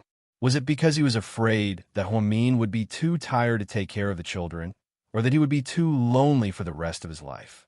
Either way, this was a decision made by someone who loved Huamin deeply. Su Yu felt terrible. He paced back and forth in the corridor of the hospital. He smoked more than 10 cigarettes. Finally, when he reached for the cigarettes, he realized that he had smoked all of them. He sighed slightly and gently pushed open the door to the intensive care unit. Qin Shu was lying there. The entire room was silent. The only sound that could be heard was the beeping of the monitors. Doctor, he was already an outstanding doctor in the local hospital. If he said that this was a difficult situation, then it was true.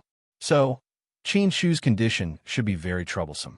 He didn't really understand the paranoid personality disorder that Qin Ning mentioned, but after reading up on it, he knew that it was a very complicated condition. At this time, Huamin fell off a cliff, and no one knew if he was dead or alive. Qin Shu was in a coma, and his life was hanging by a thread. Su Yu had actually become the person in charge. Furthermore, it was Qin Shu who had personally instructed him to hand over the twins and Huamin to him. It had to be said that he had great trust in him. Two such powerful experts were now either dead or unconscious. Su Yu's heart was also on the verge of collapse. If it were not for Wei Liao and Tang Chuan holding him down at that time, he would probably be at the bottom of the sea now. He quietly looked at Qin Shu for a while. Su Yu said softly, I've received the message you asked your assistant to pass to me. but what I want to say is, I refuse your request. I just want to say that you should take care of your wife and child yourself. How can you leave them to someone else? I'm not the kind of person who's willing to find trouble for myself. I want to help you take care of your wife and child. So, you're such a cold and arrogant person. You better wake up early and do your own things, okay? Chin Chu's eyes were still tightly shut. He did not have any consciousness at all. It's decided then. I won't help you. If you don't wake up, your wife and child will have to live on the streets begging for food. So you said this in a fit of pique to provoke Chin Chu. Then, he carefully closed the door and quietly left. Suyu really wanted to find a small bar where no one knew him and drink until he got drunk. He wanted to forget everything and not think about it anymore. He really wanted to wake up tomorrow morning and say good morning to Huamin on WeChat, Dr. Hua. However, he knew that all of this was impossible. Although he still had hope in his heart that Huamin was still alive, everyone knew that Huamin was already dead. His beloved doctor, who was no longer in this world.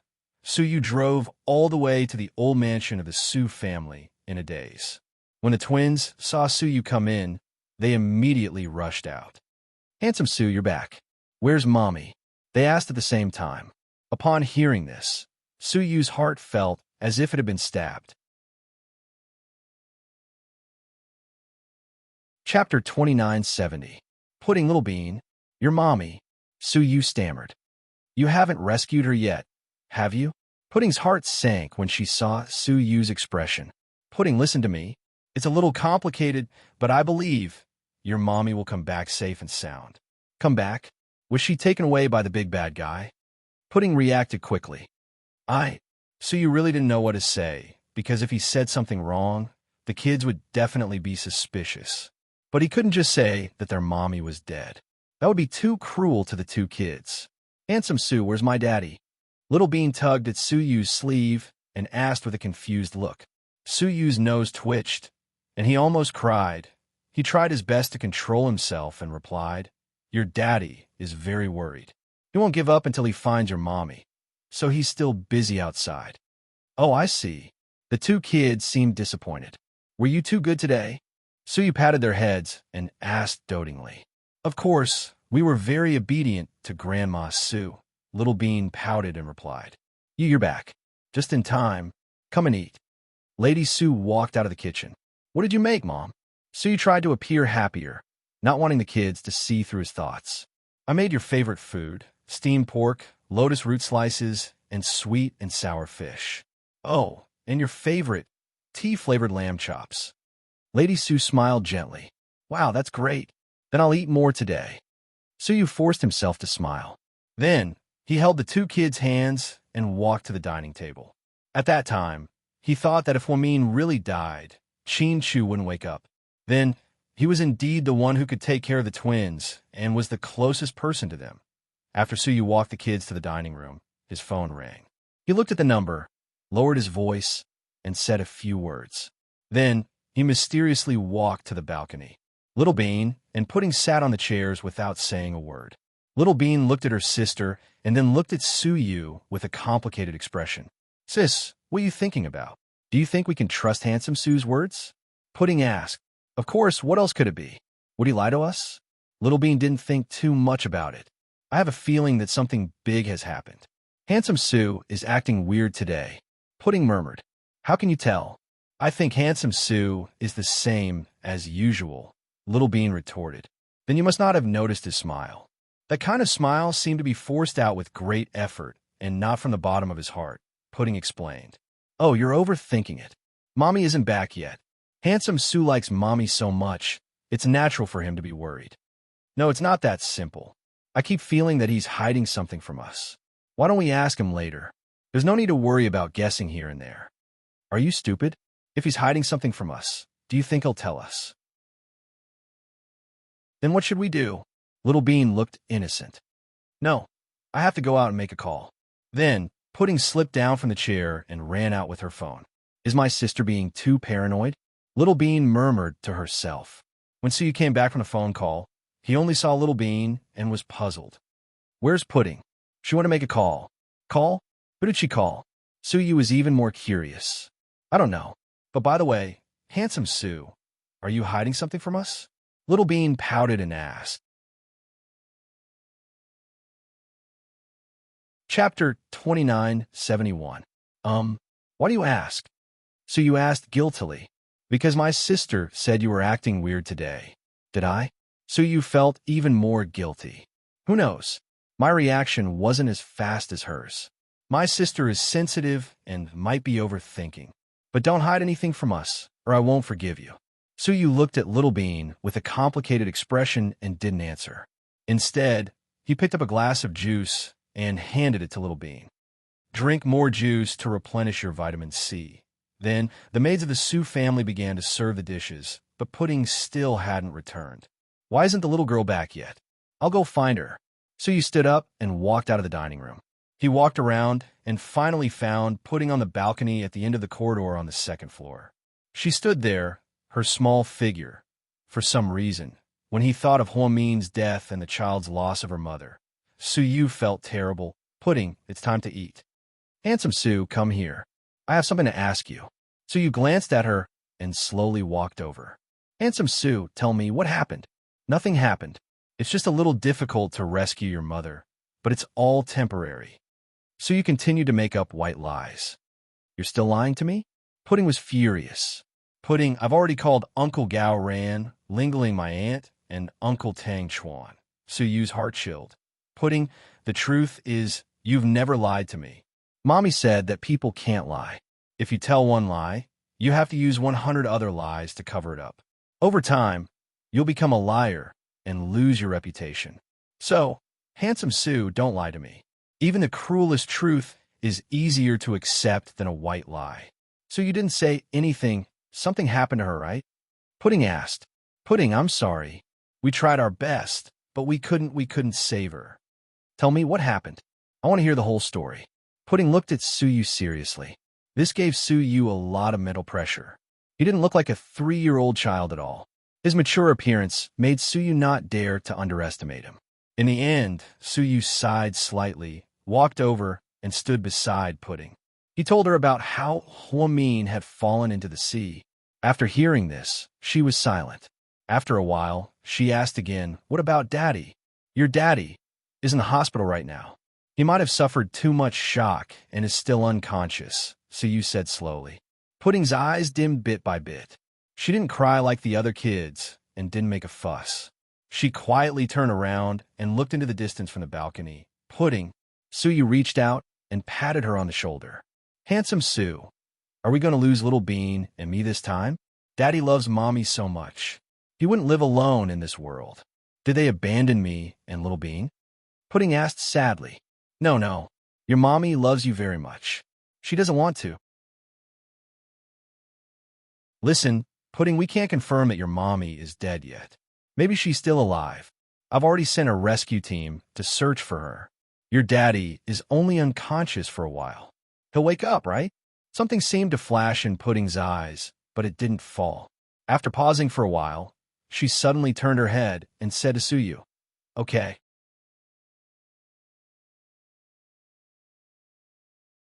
Chapter 2972. Don't tell Little Bean, she said. Suyu didn't speak, but his heart ached even more as if it was being torn apart. Handsome Sue, don't tell my sister. She'll be so sad. I know. Okay, I'm going to eat. Then, before Suyu could say anything, Pudding's little figure had already walked downstairs. At this moment, Suyu's cell phone rang. Lord Su, it was Tang Chuan's voice. What's up? I want to tell you something. Don't get too excited. Can you promise me that you'll be able to hold on? Tang Chuan said mysteriously. Cut the crap. Tell me. Suyu had lost his patience. I just got the news that the rescue team found a female corpse in that area of the sea, but what? Suyu felt like he was about to suffocate and stop breathing. Female corpse. The word female corpse was the cruelest torture for Suyu. He had never imagined that one day, such a horrible word would be used to describe Huamin. However, Tang Chuan liked to say things halfway, which almost drove Suyu crazy. But the corpse was scratched by the rocks and corals at the bottom of the sea, so we can't see what it looks like. So, they asked me to tell you to identify it, and see if it's Humin's corpse. The more Tang Chuan spoke, the less confident he became. He was afraid that Suyu would go crazy. Okay.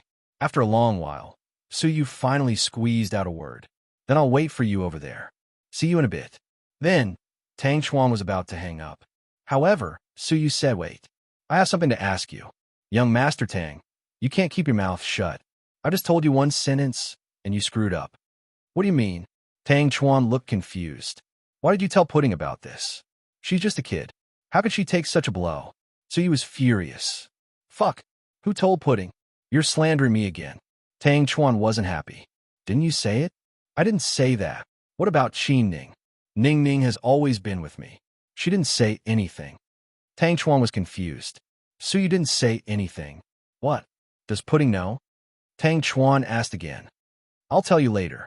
After hanging up the phone, Suyu finally understood. Maybe Pudding didn't call Gao Ran or Qin Ning at all. She just saw that Suyu was in a bad mood. Pudding TSS was pretended to call Prince Huamian Tisu. You foolishly told her everything to confirm his thoughts, so you called Gao Ran's cell phone. The result was the same. Gao Ran said that he didn't receive Pudding's call. Pudding is really smart. Suyu sighed slightly. However, she didn't have much of a reaction and was still in the mood to eat downstairs. She probably didn't believe that Huamian was dead, just like him. That was why she didn't break down and cry. When Suyu came downstairs, the twins were sitting there quietly, eating. Pudding even took the initiative to put food in her sister's bowl. It was as if she had grown up overnight. She was more sensible and well-behaved. Mom, I'm going out. Going out again? You haven't eaten yet? Lady Sue was reluctant to leave her son. I'm not eating. There's something urgent at the company. I have to deal with it. You eat with the kids and let them go to bed early. Handsome Sue. Pudding turned to look at Suyu. Yeah? Will you stay here tonight? Pudding looked at Suyu longingly.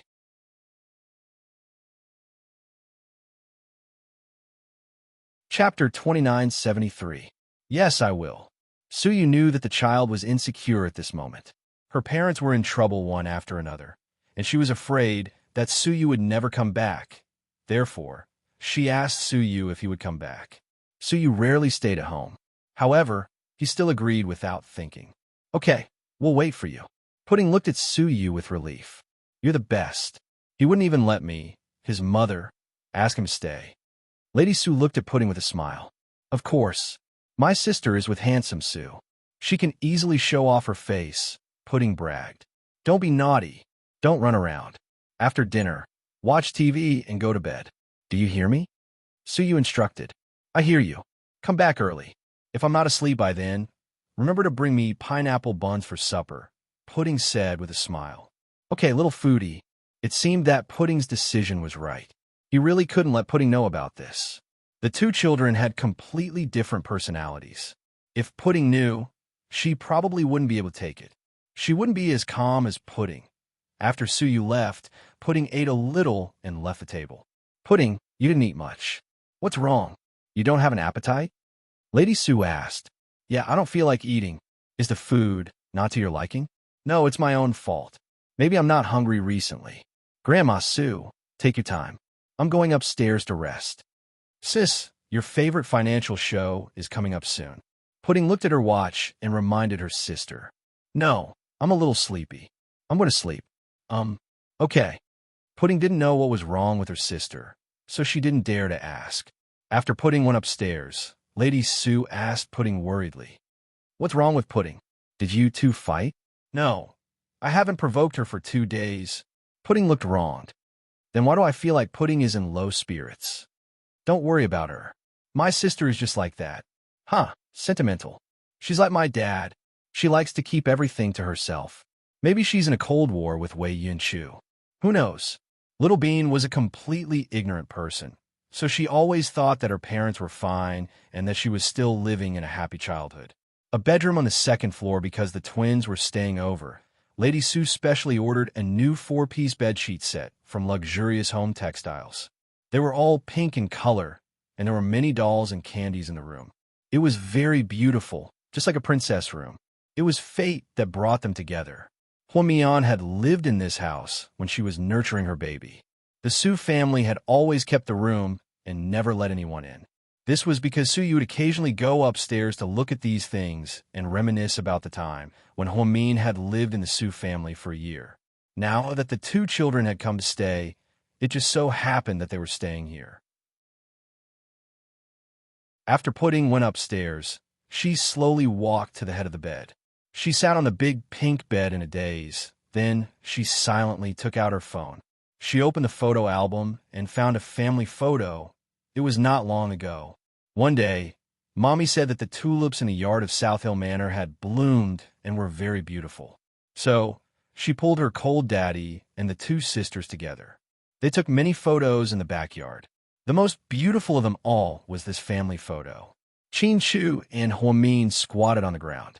Little Bean leaned in Chin Chu's arms, her chubby little hands wrapped around Chin Chu's neck. Pudding and Mommy's faces were very close. The family of four had smiles on their faces from the bottom of their hearts. "Mommy, Daddy, you'll come back, right?" Pudding asked in a tender voice. On the other side, Su Yu drove his black Lamborghini to the rescue team's site at lightning speed. "I'm here to identify the body," Su Yu said coldly. "Young Master Su, this way please." A team member took the initiative to lead Su Yu to a female body covered with a white cloth. Chapter 2974. To be honest, Su Yu's heart was trembling as he walked towards a corpse. He was really scared that the corpse was Huamin. However, he really wanted to take a look. As long as he could deny that it wasn't Huamin, it would prove that Huamin was still alive. At this moment, Su Yu's heart was filled with drama. It was like a 100-episode harem drama. It was only a few steps away, but Su Yu felt like a century had passed in his heart. Lord Su, Tang Chuan was standing beside the corpse. He saw Su Yu from afar and greeted him. Su Yu nodded and supported himself as he walked over. "I've seen the corpse. I really can't tell anything because the face is disfigured. Take a look." Tang Chuan reached out his hand to lift the white cloth on the corpse. Su Yu immediately stopped him. "Wait, don't lift it yet, what?" "I can't take it." Tang Chuan spoke the truth. Su Yu glared at him. "Does Qin Ning know that you're here to identify the corpse?" "Of course not. She's been crying all day. If she knew that we found the corpse, she'd cry herself to death." "Yeah, let's not tell them about this. I don't think it's Huamin," Su Yu comforted himself. "But what if it's her?" Tang Chuan didn't know what was good for him and asked. "Fuck off. Shut your jinx. I'm not jinxing you, Lord Su. It's true that Huamin's sister-in-law died. It's true that she jumped in front of us. We have to be mentally prepared at all times. I know you can't accept this fact. To be honest, I can't accept it either. After all, we were eating and drinking together a few days ago. Now that she's dead, I can't accept it either. But sometimes fate is cruel. It won't stop just because you can't accept it." Tang Chuan's attitude towards this matter was very rational and objective. Su Yu knew that he was a sentimental person. He said this not because he was cold or because he didn't have a deep relationship with Huamin. It was because this group of people had gone crazy. They had to leave some rational people behind to deal with the aftermath. "I know. I understand." Su Yu lowered his head.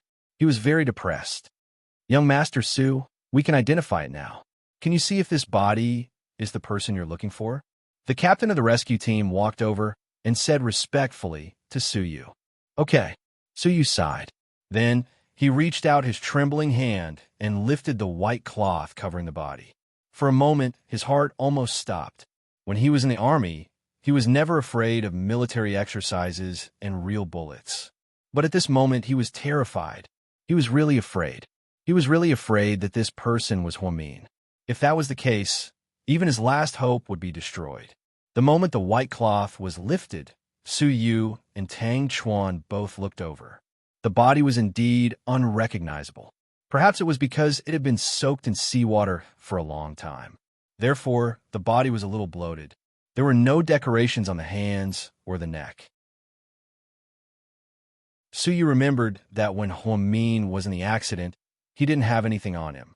It was said that the only Bulgari necklace on his neck was also taken off and thrown away by Huasiqian.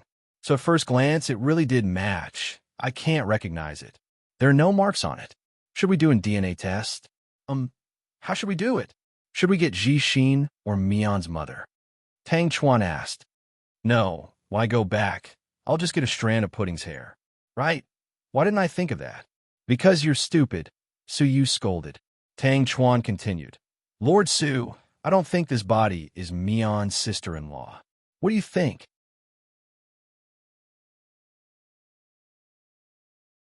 Chapter 2975. I can't say for sure, but it doesn't feel like her.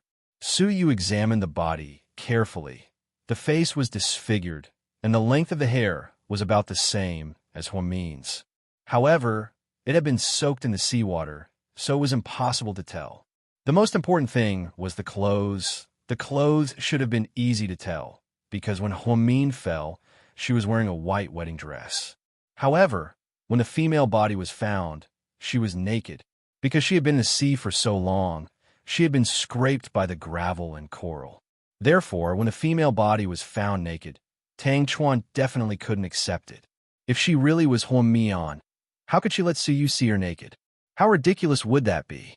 Therefore, Tang Chuan ordered the rescue team to find a female staff member to change the body into a set of hospital clothes.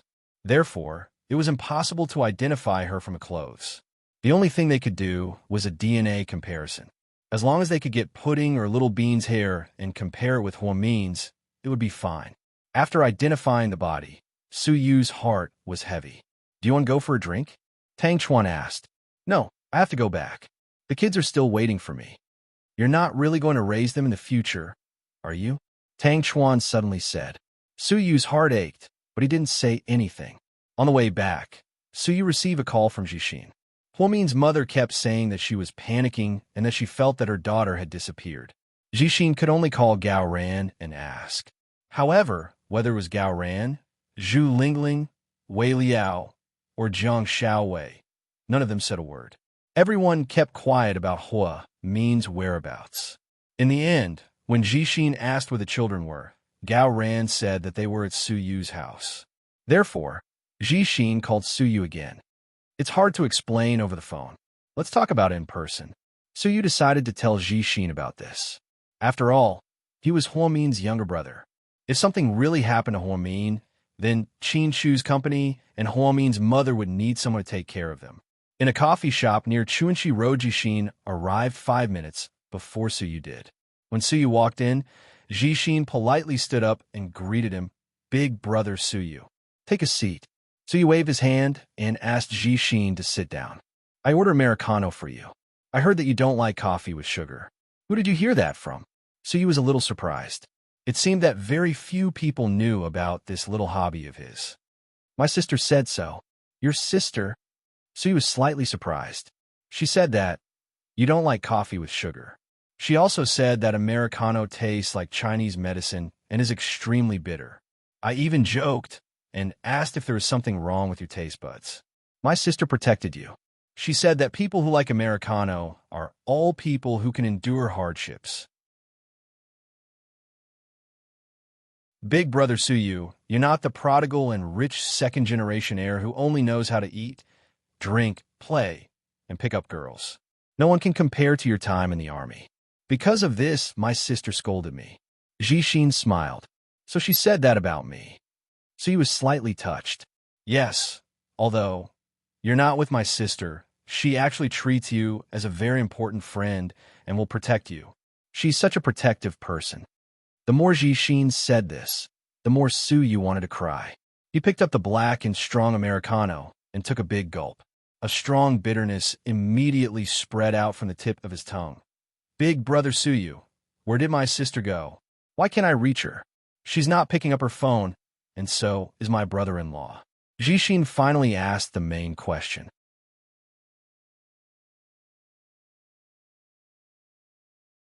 Chapter 2976. Something happened to your sister. What happened? Jixin immediately became nervous when he heard that something happened to his sister. It's hard to explain in a few sentences. I'll tell you slowly. Then, Su Yu told Jixin everything that happened. Jixin's face was covered in tears after he heard it. Big brother Suyu, my sister, she's really dead, right? Jishin asked in a choked voice. We're not sure yet. We're still looking for her. How can she still be alive after falling from that place? You guys know that my sister is gone, right? Jishin's tears were messy. Not necessarily. Maybe a miracle will happen. How can that be? Life isn't a movie. How can there be so many miracles? No wonder my mom always says that she's worried. It seems that mother and daughter are really connected. If my mom knows that something happened to my sister, how can she live on? Jishin didn't dare to think about the consequences of his mother knowing everything. Don't tell her for now. She's old and can't handle shocks. Suyu also told everyone not to tell Qin Shu and Huamin's parents. After all, they weren't in good health. Is Qin Shu still in the military hospital? Yeah. Suyu nodded. Did the doctor say when he'll wake up? Not yet. Then will he sleep forever? Jishin asked. Suyu couldn't answer. Yes, these were all unknowns, and he had tried his best. As for the specifics, we'll have to see what the specialists from Jing City say. I've already contacted them, and we'll see him later, Suyu said. What about the company? What about the company? Damn it, I don't want to go to work. Life is a mess. Jishin lowered his head and sobbed.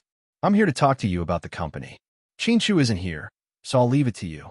Little Yang and that assistant named Bella are both elites, and they can help you. You still have to run the company well. After all, it's your brother-in-law's hard work. You can't give it up so easily. What if he wakes up and sees the company in a mess? How would he feel?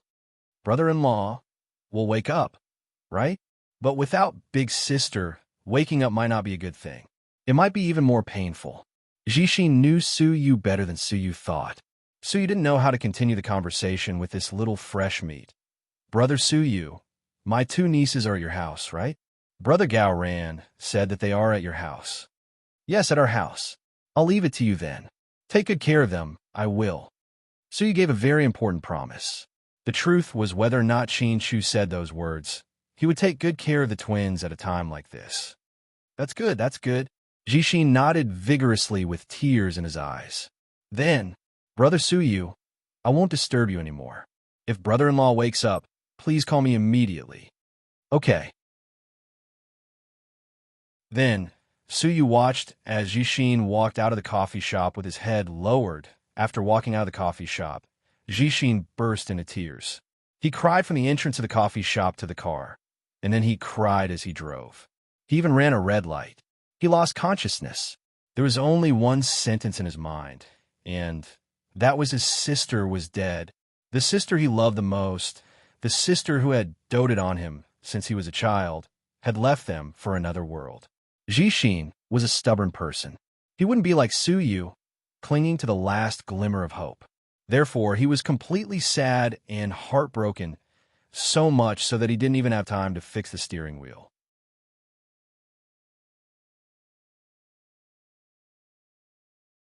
Chapter 2977. Luckily, the car opposite them braked in time. He stepped on the brakes and stopped. Are you an idiot? Didn't you see the red light? Do you want to die? The driver stuck his head out and scolded Jishin. However, Jishin didn't care about anything at this moment. He didn't have the mood to care about this. Jishin didn't dare to go home, afraid that his mother would find out, so he went directly to Bella's place. He knocked on the door. When Bella opened the door, she saw Jishin with tears on his face. Oh my God, what happened? Jishin hugged Bella tightly and began to cry like a child.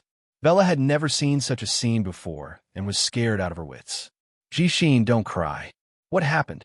Tell me. Don't scare me. Bella no longer had the usual calmness on her face. Bella, my sister, is dead. Jishin raised his head abruptly, looked at Bella, and said with difficulty, Huh? Bella was dumbfounded. My sister is dead, Jishin repeated. Jishin, don't joke around. It's scary. I have a weak heart. As an employee, Bella didn't know about Huamin's kidnapping, so she didn't know about the cliff. So when Jishin said it, she was indeed dumbfounded. My sister was kidnapped by Huasiqian, that big bad guy. Then he dragged my sister and jumped off the cliff. The cliff was thousands of feet high. There was a fierce sea below. My sister was so weak, she must have died. Bella, what should I do? I can't lose her. We grew up together, and I never thought that she would leave me so soon. I used to tease her and say that I'll take care of her when she's old. Tears and snot dripped down Jishin's face. He didn't care about his image at all as he cried. Jishin, where did you get this news? Is it accurate? Bella tried to stay rational. Of course it's true. Big brother Suyu likes my sister so much, he wouldn't joke about something like this. So it was Suyu who told you. Bella's heart sank when she heard the news came from Suyu. Don't stand at the door, come in and talk. Bella pushed open the door and invited Jishin into the room. Do you have wine? I'm so sad. I want a drink. I don't think drinking will solve the problem. Jishin, what about Chu? What did Chu say about something so important? Bella asked. Brother-in-law is also unconscious. He's still in the military hospital. That's one disaster after another. Bella widened her eyes, unable to hide the deep sadness in her eyes. I really don't know what the future will be like without my sister.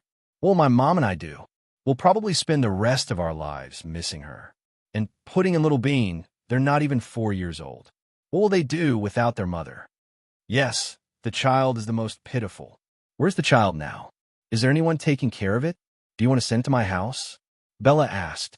She's with big brother Suyu. I heard my brother-in-law sent her to him before the accident. President Sheen is so wise and can think of everything. I really hope he can wake up soon. President whose body hasn't been found and confirmed dead yet, right? I think we should hold on to a glimmer of hope. What if she's fine and was saved by a fisherman just like in the TV series and simply lost her memory? Bella thought naively. Don't be silly. Bella, even an innocent person like me won't believe that. Jishin replied in a hoarse voice. Then the two fell silent. In a war-torn country in the Middle East. Boss. Urgent report. It better be urgent, or I'll throw you into the sea to feed the sharks, Lu Yin said in a huff. Your sister. Any news about my sister? Lu Yin was a bit excited. Your sister is dead. The man lowered his head and said carefully, not daring to look at Lu Yan's eyes.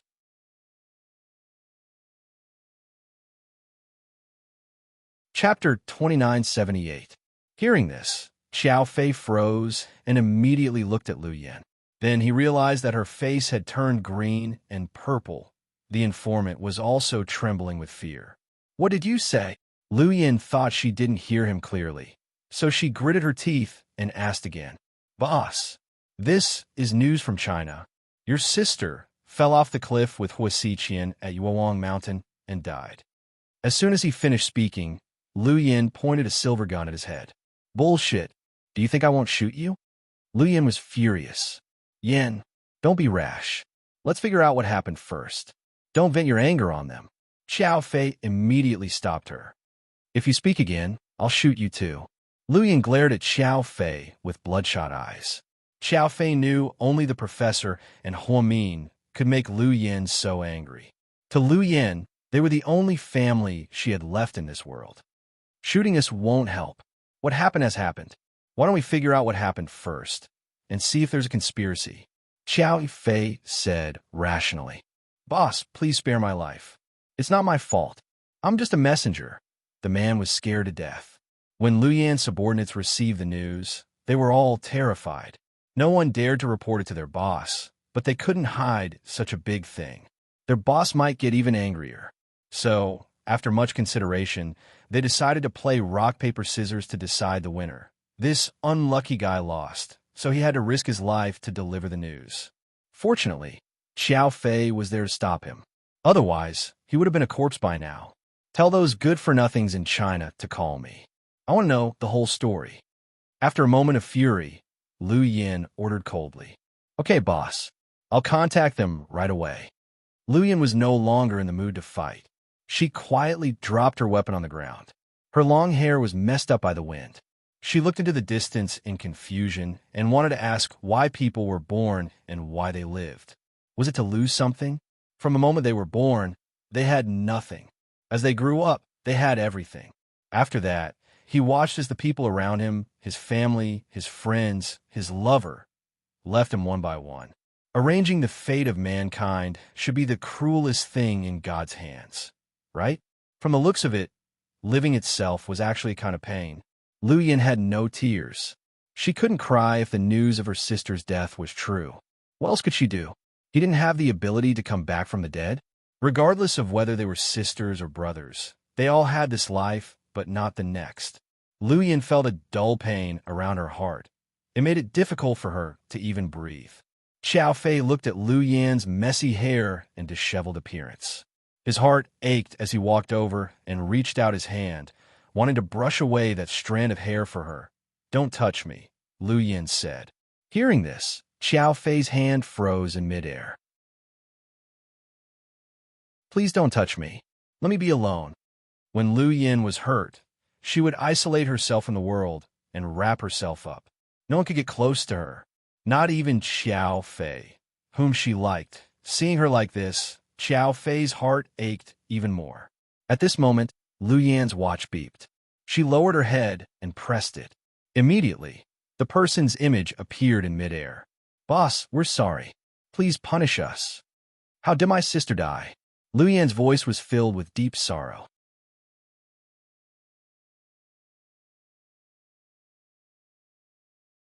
Chapter 2979. Young Madam.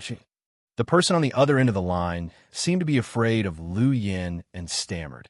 Young Madam was kidnapped by Hua Xiqian and taken to Yuewang Mountain. Qin Shu, your brother-in-law, immediately went to rescue her. We followed them and planned to help them if necessary. But Hua Xiqian was so extreme that he jumped off the cliff with young Madam in his arms. Did he really jump? Lu Yin obviously didn't believe it. It's true. Many people saw it with their own eyes. Your brother-in-law was the closest to them. He should know better. Where is he? He's receiving treatment in the military hospital. He's unconscious. He's unconscious? What do you mean? Lu Yan's face fell.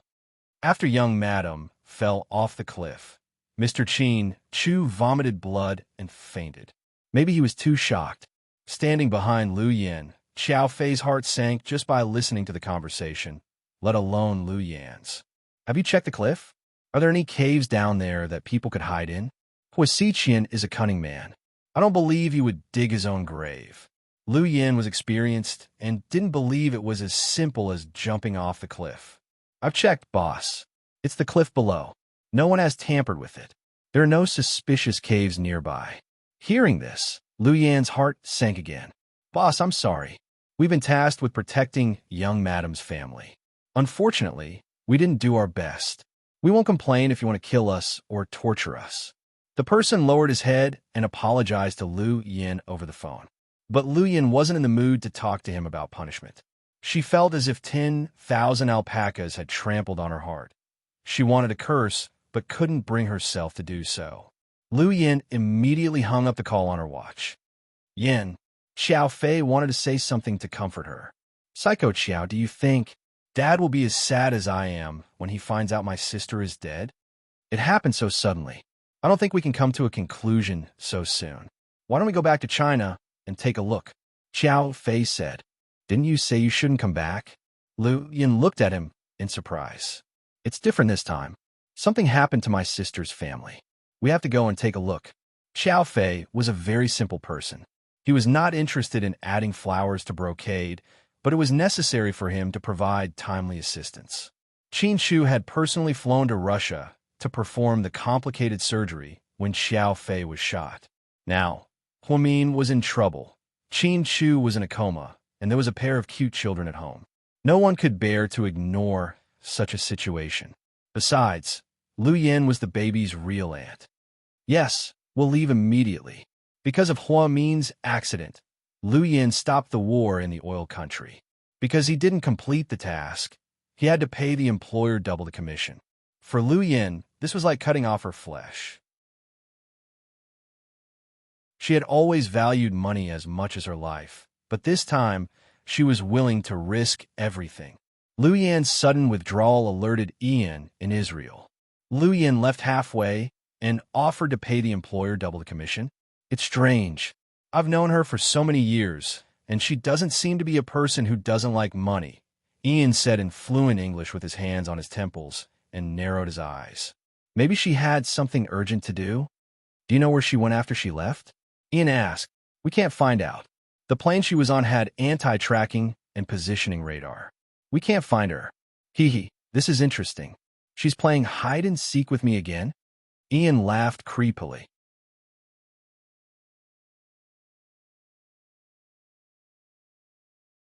Chapter 2980. You still can't contact Hua? Ian asked. Nope. What about the informants over there? None of them, one of his subordinates replied. Good. It seems they've all been killed. If we want to know what happened, we'll have to go there. Ian stood up with a smile. Late at night, at the Su family's mansion, Lady Su and the nanny bathed the two kids, changed their clothes, and sent them back to their room.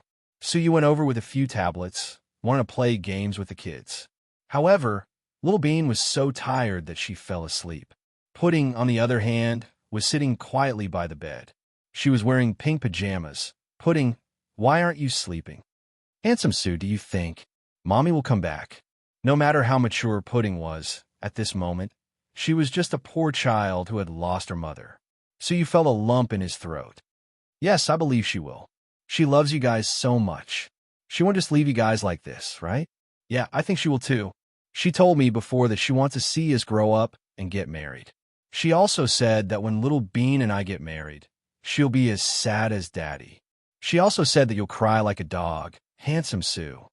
Su, she said bad things about me behind my back. Su pretended to be angry, but in fact, he was very sad. Yeah, Mommy said that Handsome Su is so close to us that he'll watch us grow up and treat us like his own daughters. I didn't know she had such a high opinion of me. Su pursed his lips. It's late. Pudding, you must go to bed. Handsome Su, tomorrow. I want to see Daddy. He hasn't woken up yet, Su said. I know. I won't disturb him. I just want to see him. Just one look.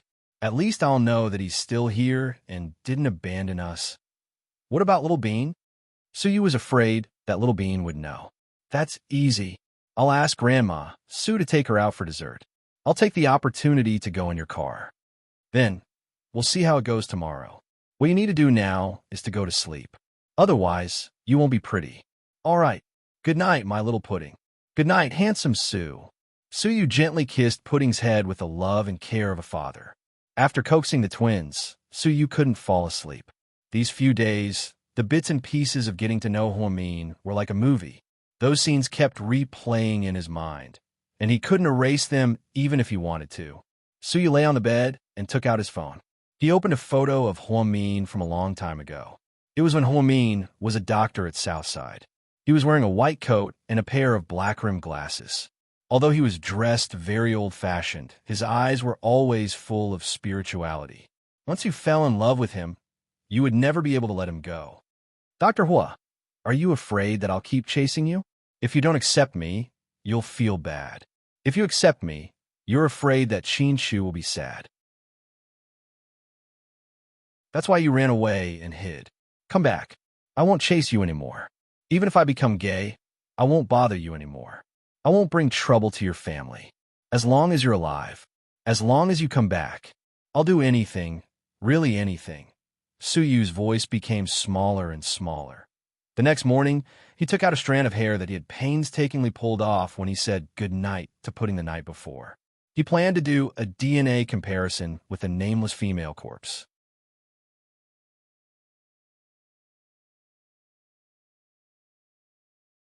Chapter 2981. Lord Su, over here. Tang Chuan arrived even earlier than Suyu. Did you not sleep last night? Suyu asked when he saw Tang Chuan's dark circles, which were even more serious than his own. Don't mention it. My grandaunt stayed over in my room for the first time and cried the whole night. She used 4 rolls of tissue paper and wetted 2 of my Armani shirts. Then, she fell asleep and had nightmares. I didn't sleep much because I wanted to watch over her and let her sleep well. When did you become China's good boyfriend? Suyu glanced at Tang Chuan and asked. Wrong. I'm China's good fiancé. By the way, Lord Su, did you bring Pudding's hair? Yes. Suyu took out a white paper bag containing Pudding's hair. To be honest, I don't know. I wanted to ask you yesterday. Isn't my sister-in-law pregnant? Why don't you just check if the female corpse is pregnant? Tang Chuan asked curiously. You're so uncultured. It's scary. Tang Chuan, come on. Let me teach you a lesson today. First, if the female corpse is also pregnant, can you be sure that she's Mian just because she's pregnant? Isn't that a bit too general? Only by doing a DNA comparison can the police confirm the corpse's identity. Do you think you're some kind of god? You think you could just say who she is? Tang Chuan, second, Mian fell from such a high place and was soaked in the sea for so long. It's very likely that she had a miscarriage. So, you can't even be sure that she's pregnant. What's the point of checking? Even if you check, you can't prove her identity. That's a waste of time. Tang Chuan, you have a point. You're lucky that you're talking to me. If you ask Gao Ran, he'll probably curse you to death. If all police officers handled cases like you, they would have been fired long ago. All right, let's hurry over. Tang Chuan looked embarrassed and did not argue with Suyu. The two of them walked over and handed the hair to the inspector. Half an hour later, young Master Su. Are the results out yet? Suyu asked nervously. Yes, it has been confirmed that it is indeed not Ms. Hua Min's corpse.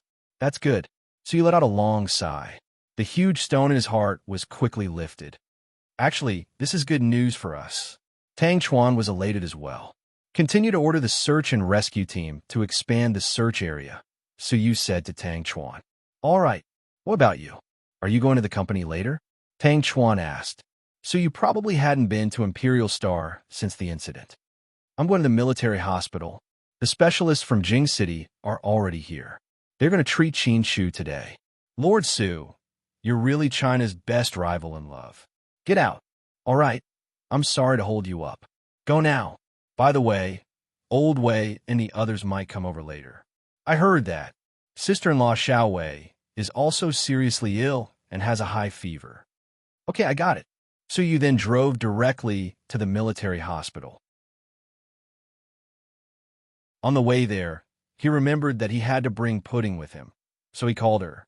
The Su family chauffeur drove, Pudding to Suyu's car. Then, the two of them went to the military hospital together. Pudding, don't cry when you see your daddy later. I know. Today, Uncle Su found a lot of good doctors to treat him. I'm sure he'll wake up soon. Suyu comforted the child. Don't lie to me. I know that he might never wake up, Pudding said. Who told you that? Suyu frowned slightly.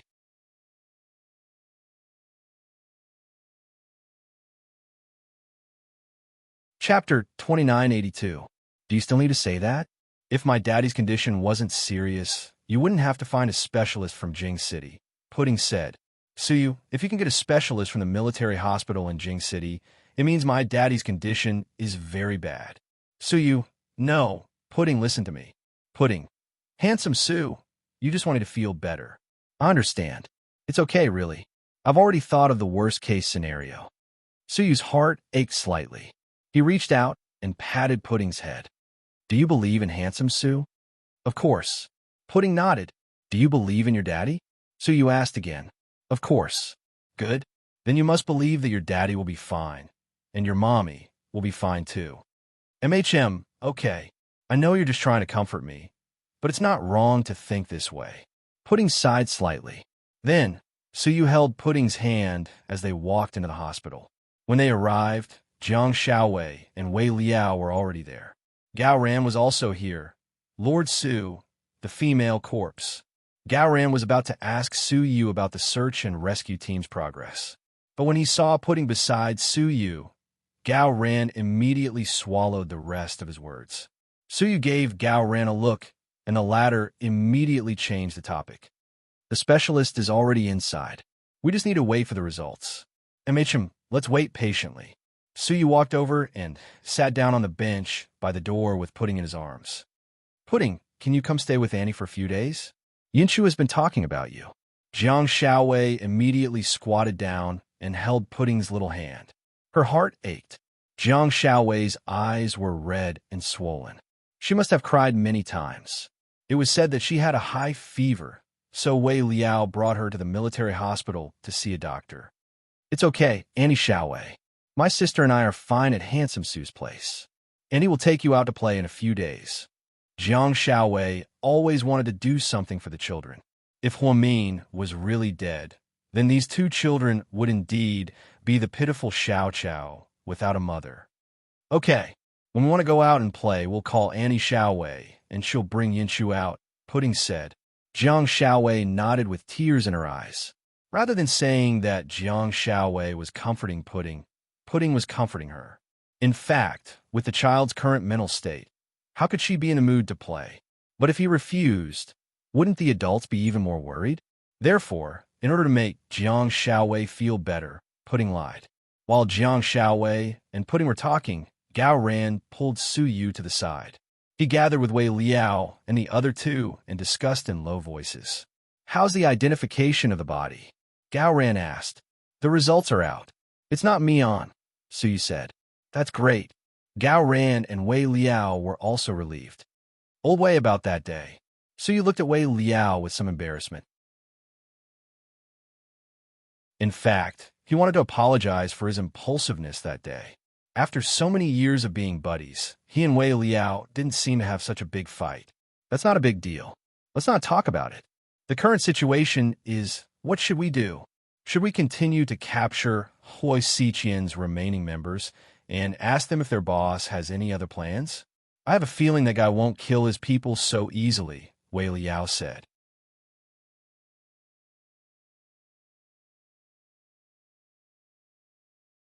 Chapter 2983. Old Wei is right. I was thinking the same thing. Old Gao, I'll leave this to you. Hui Siqian's business isn't legal. I've collected a lot of information on his crimes. Young Master Shen seems to have a lot of it too. We can take this opportunity to shut down the whole corporation. Then you can bring your men and arrest him openly. What happens after we arrest him? Gao Ran asked. Torture him. Whatever. See if we can get anything out of him. Didn't Ah Cheng tell Qin Chu about Hui Siqian's island? But Ah Cheng is missing now. We lost contact with him after Qin Chu's accident. We don't know if he ran away or was killed by Hui Siqian's men. Don't worry about Ah Cheng for now.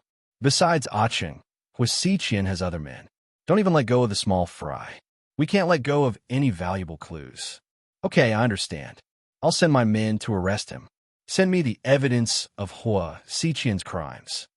No problem. Su Yu nodded. The three of them chatted. The door to the ward opened. Su Yu hurried over. He saw Professor Luo from the capital city. Professor Luo was no stranger to everyone. He was a famous professor in the capital city. He had invited Huamin to the capital city several times, but Huamin had turned him down every time. But in name, he was Huamin's teacher. Huamin had won many awards and been promoted because of Professor Luo. Professor Luo was old. He had reached the age where he should retire. Because of his excellent medical skills, the capital city's military doctors were reluctant to let him go. Plus, Professor Luo and Su Yu's grandfather were close friends. So, whenever Su Yu asked, he would grant him anything. Professor Luo, how's my friend? Su Yu asked anxiously. This was the first time Su Yu had admitted that Qin Chu was his friend in public. To be honest, even Gao Ran felt warm when he heard Su Yu call him that. Your friend's condition doesn't look good. Professor Luo sighed slightly. Su Yu's heart sank when he heard this. Everyone became nervous as well. Jiang Shaowei could clearly feel that her hand that was holding the pudding was gradually becoming cold. Professor, what's going on? Can you tell us in detail? Suze was panicking. He knew that a patient that even Professor Luo couldn't do anything about was basically hopeless. He's unconscious and in a deep coma. His physical indicators are very weak. There are two important points. First, the patient doesn't have the consciousness to wake up. In other words, the patient has given up on himself. Second, there's a toxin in the patient's body that has accumulated over a long period of time.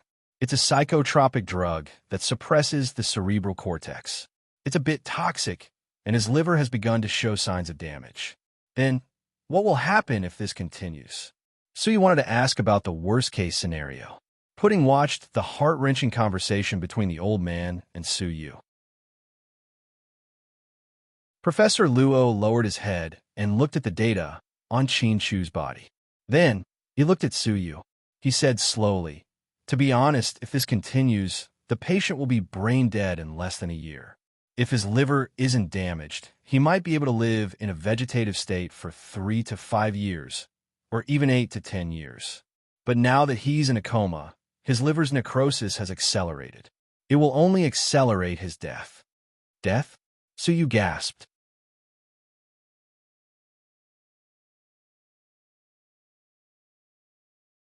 Chapter 2984. Yes, he won't be able to hold on for long.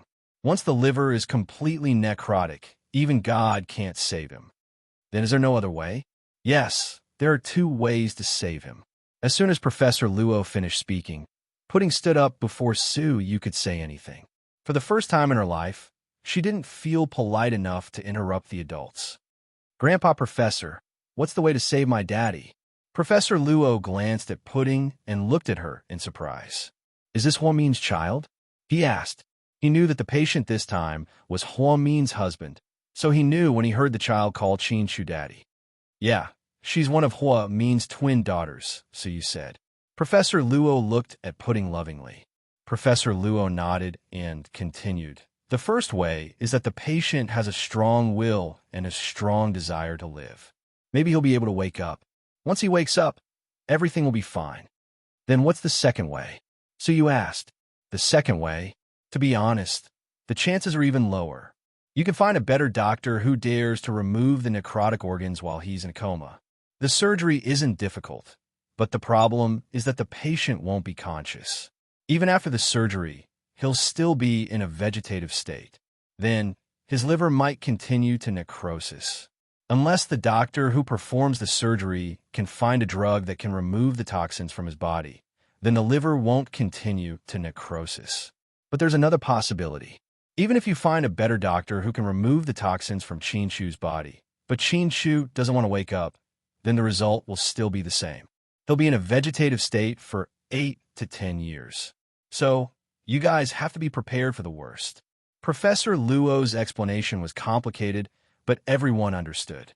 After hearing this, Jiang Xiaowei hugged Pudding and began to sob quietly. How can this be? What will happen to the twins in the future? Jiang Xiaowei was going crazy. The news of Huamin's death was a heavy blow to her group of friends. Now, Qinshu's situation was even more worrying. Zhu Lingling's throat was basically unable to speak at home. Her mouth was full of mouth ulcers, and everything she ate hurt. Even drinking water was painful originally. She wanted to go to the hospital with Gao Ran today, but Gao Ran saw that it was useless for her to come. She would only be sadder and angrier. Sure enough, after Professor Luo finished speaking, everyone became listless. Su Yu's mood these days could be described as exploding. She wanted to scold him, but she didn't have the strength to do so. Professor, can you operate on Qinshu? I'm sorry, I can't do it. It's not that I don't want to help you. It's just that I'm not confident. Professor Luo said. If even you aren't confident, then no one in the country would dare to do this surgery. So he was almost desperate. My suggestion is you can try to contact a liver surgeon in the United States, as well as a pharmaceutical doctor. You can detoxify him first, then perform the surgery.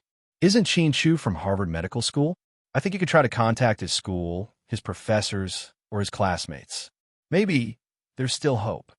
Okay, that's all we can do. Thank you, Professor. So you lowered his head dejectedly. You're welcome. I didn't help much.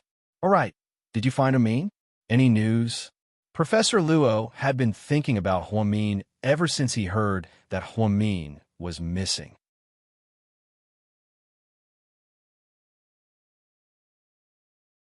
Chapter 2985. Not yet. So you said dejectedly. Oh, that's a shame. Professor Luo also looked regretful. That's the result of the consultation. I'll go back to Jing City in a bit. Okay, Professor.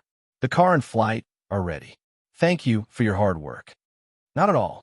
When you see your grandpa, say hello to him for me. Sure. Just like that, Professor Luo left the military hospital with his assistant. After Professor Luo left, Suyu walked over and picked up Pudding. Promise me you won't cry. But he'll die. Pudding tried hard not to cry, but she couldn't stop the tears from falling. He won't. Trust me. I'll continue to contact the doctors in the States for him. I'll get someone to contact Rick later. Right? Uncle Rick should have a way. Do you have his number? Suyu asked Pudding. I don't have Uncle Rick's number, but I think we can get Auntie Cece's number. They're together. Pudding said. Yeah, why didn't I think of that? Xiaowei, do you have Cece's number in the States? Suyu looked at Jiang Xiaowei and asked. Jiang Xiaowei took out her phone and scrolled through it. Then, she shook her head. I only have her WeChat. But after she went to the States, she rarely uses WeChat. I haven't seen her post in a long time. Her sister should have it. Suyu immediately took out his phone and called Nie Lingxian. Nie Lingxian, who was on set, was ecstatic when she received Suyu's call. President Su. She tried hard to suppress the ecstasy in her heart. Give me your sister's number in the States. Do you need her for something? Yes. Okay. I'll send it to your WeChat later. Okay. Then, Suyu hung up. Everyone, let's go back. I'll contact Rick and ask him to contact the doctors over there. They'll definitely cure Qin Chu, Suyu said everyone. What about Mian? Jiang Xiaowei asked in a hoarse voice. I'll also ask Gao Ran to find Huasiqian subordinates and ask them if Huasiqian has anywhere else to go. Maybe he's already escaped. Anyways, we can't let go of any opportunity. Don't worry, as long as I, Suyu, am alive, I will never give up on Huamin. Suyu looked at everyone and said word by word. Everyone believed that Lord Su was a man of his word, and he was definitely not putting on an act. He would definitely do what he said he would. Handsome Su, Little Bean and I didn't make a mistake in loving you. Pudding leaned over and kissed Suyu on the cheek. Pudding thought handsome Su was so handsome at this moment. No matter how long it took, as long as there was hope, as long as he hadn't found Huamin's body, he would never give up looking for her. What kind of stubbornness was this? Wei Liao and Jiang Xiaowei weren't surprised, because with Suyu's love for Huamin, this was expected. When I find your mommy, you two have to love me even more. Seeing Suyu act like a spoiled child with a 3-year-old, everyone was speechless. After everyone left the hospital, Suyu asked Jiang Xiaowei and Wei Liao to take Pudding back first. Pudding originally wanted to go back to the Su family, but Jiang Xiaowei took her to the Wei family, saying that she wanted to see Wei Yunshu. Suyu went to see Shen Mingxi first, president's office of the Shun Corporation. When Suyu was brought in by the female secretary, he saw Shen Mingxi feeding Hu Yinyan's daughter. The two of them were very affectionate. It seemed that the rumors about Shen Mingxi bringing a burden with him were true. Lord Su, you're here. When Shen Mingxi saw Suyu, he immediately stood up. Mingxi, give me all the criminal information you have on the whole corporation. I want as much as you can. The sooner, the better. Suyu went straight to the point.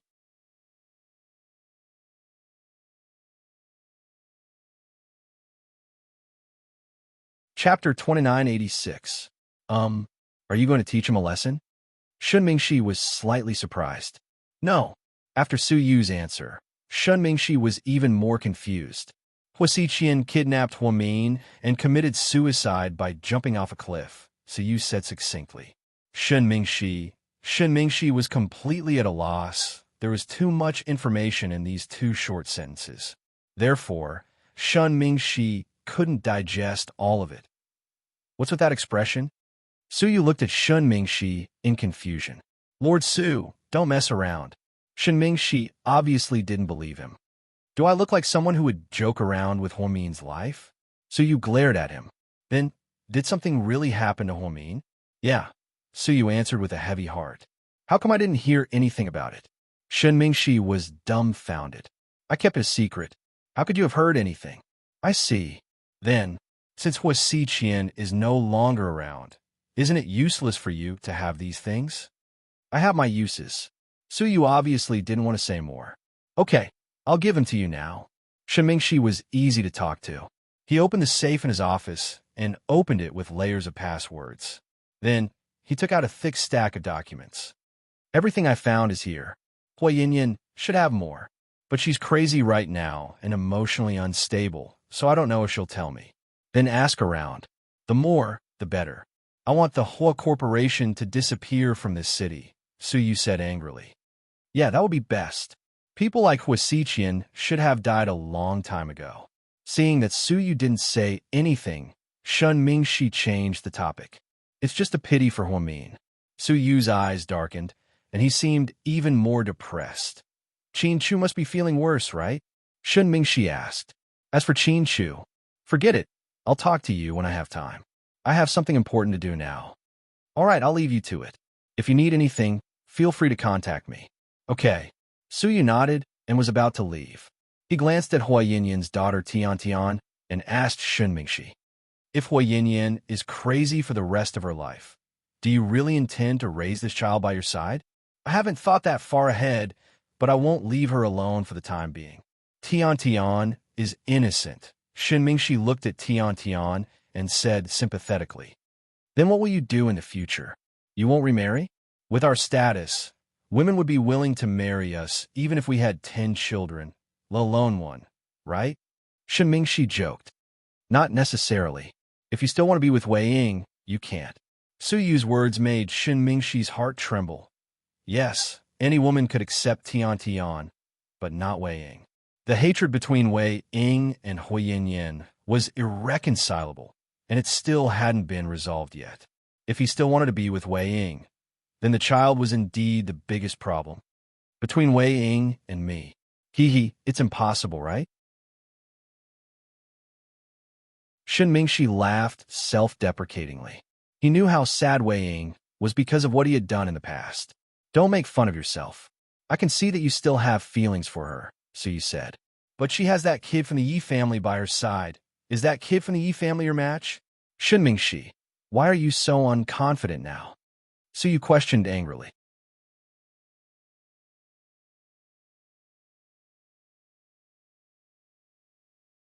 Chapter 2987. It's not that I'm not confident, but I really don't have the face to see Wei Ying. If they cared about their dignity, then most couples in the world would break up. I think, in a relationship, someone has to play the role of the shameless. If both of them have self-esteem, are arrogant, and won't bow down to anyone, then what's the point of dating? Lord Su, you're like a love expert now. Forget it. I don't have time to talk nonsense with you. Anyway, you'd better think about the kids. Did my mom call you? Shun Mingxi asked. Don't worry about that. I'm saying this for your own good. You don't have to send them to an orphanage, but you can find a good family to adopt them. You don't have to keep them with you, Su Yu said. Lord Su, if something happens to Huamin, Qin Chu can't take care of them, and the twins will be homeless. Will you sit by and do nothing? Of course not, Su Yu said without thinking. Then it's fine. Put yourself in my shoes. That's different, Mingxi. How is it different? They're both women we like. He smiled bitterly. There's no hatred or misunderstanding between me and Huamin, unlike you and Hua Yinyan. In Su Yu's heart, no one could compare with Huamin. Shun Mingxi knew he couldn't argue with Su Yu about anything related to Huamian. After all, he'd been bullied by Su Yu. Okay, you're good looking. You're right. Su Yu, I'm going. Call me if you need anything. Su Yu turned to leave the Shin Corporation and received a WeChat message from Yeling Xian. It was Cece's number in the U.S. Su Yu dialed it without thinking. Hello. A man answered. Hello, I'm looking for Cece, Su Yu said in English. Who are you? The man seemed displeased. Su Yu reacted immediately. Instead of answering his question, he asked, Are you Rick? Yes. It was indeed Rick's style. He had always been cold and aloof. He didn't even say a word of nonsense. That's great. I'm looking for you. Su Yu directly switched to Chinese. You are? Rick wasn't very familiar with Su Yu, so he didn't recognize the voice. Su Yu, what's the matter? Rick continued to be aloof. Something happened to Qin Chu. Did you know that? What is it? Su Yu then briefly told Rick about the important points. It was about Huamin falling off the cliff and Qin Chu being in a coma. Rick remained silent after hearing that. Rick, are you still listening? Su Yu was also depressed. It was difficult to communicate with a taciturn person. He didn't understand why Niel Lingshuan's sister, Cece, would fall in love with such a man. I'm listening. What do I need to do now? Rick knew that Su Yu must have a plan to deal with him. The military doctor in Jing City wants to contact Qin Chu's mentor or classmate at Harvard Medical School. He wants to find an excellent hepatologist and someone who knows how to make the antidote. He wants to operate on Qin Shu as soon as possible. Okay, we'll keep in touch. Let me know if there's anything new. Okay. Then Rick hung up the phone. Rick was such a person. When you tell me about it, I will know it in my heart. You don't need to tell me. I'll do it well. Even if I don't show any expression on my face, it doesn't mean I don't care. After hanging up the phone, Rick lowered his head and sat in a corner of the sofa. He was silent. Rick, what's wrong? When Cece came downstairs, Rick had been sitting there without moving for 3 minutes. Qin Shu and Min, something happened to them. Rick raised his head, unable to hide the sadness in his eyes.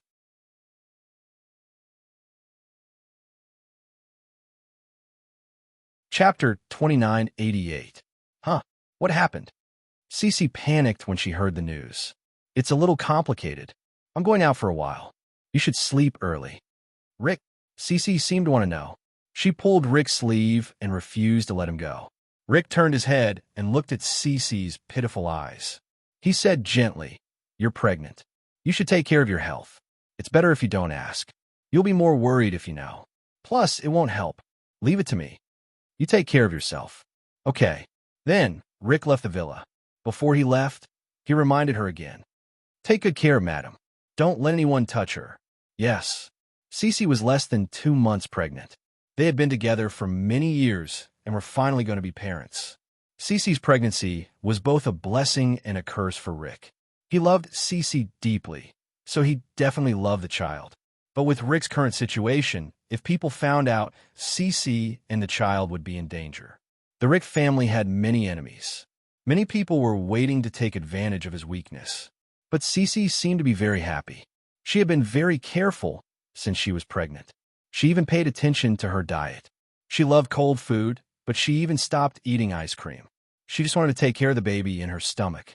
Now, all they needed was a wedding. Because of the Rick family's mafia status, they couldn't have a public wedding and invite guests from all over the world. That would be telling everyone that they had a wife, and now they had another weakness. He didn't want Cece to expose too much because he was afraid that she would be in danger. So when he found out that Cece was pregnant, Rick thought a lot.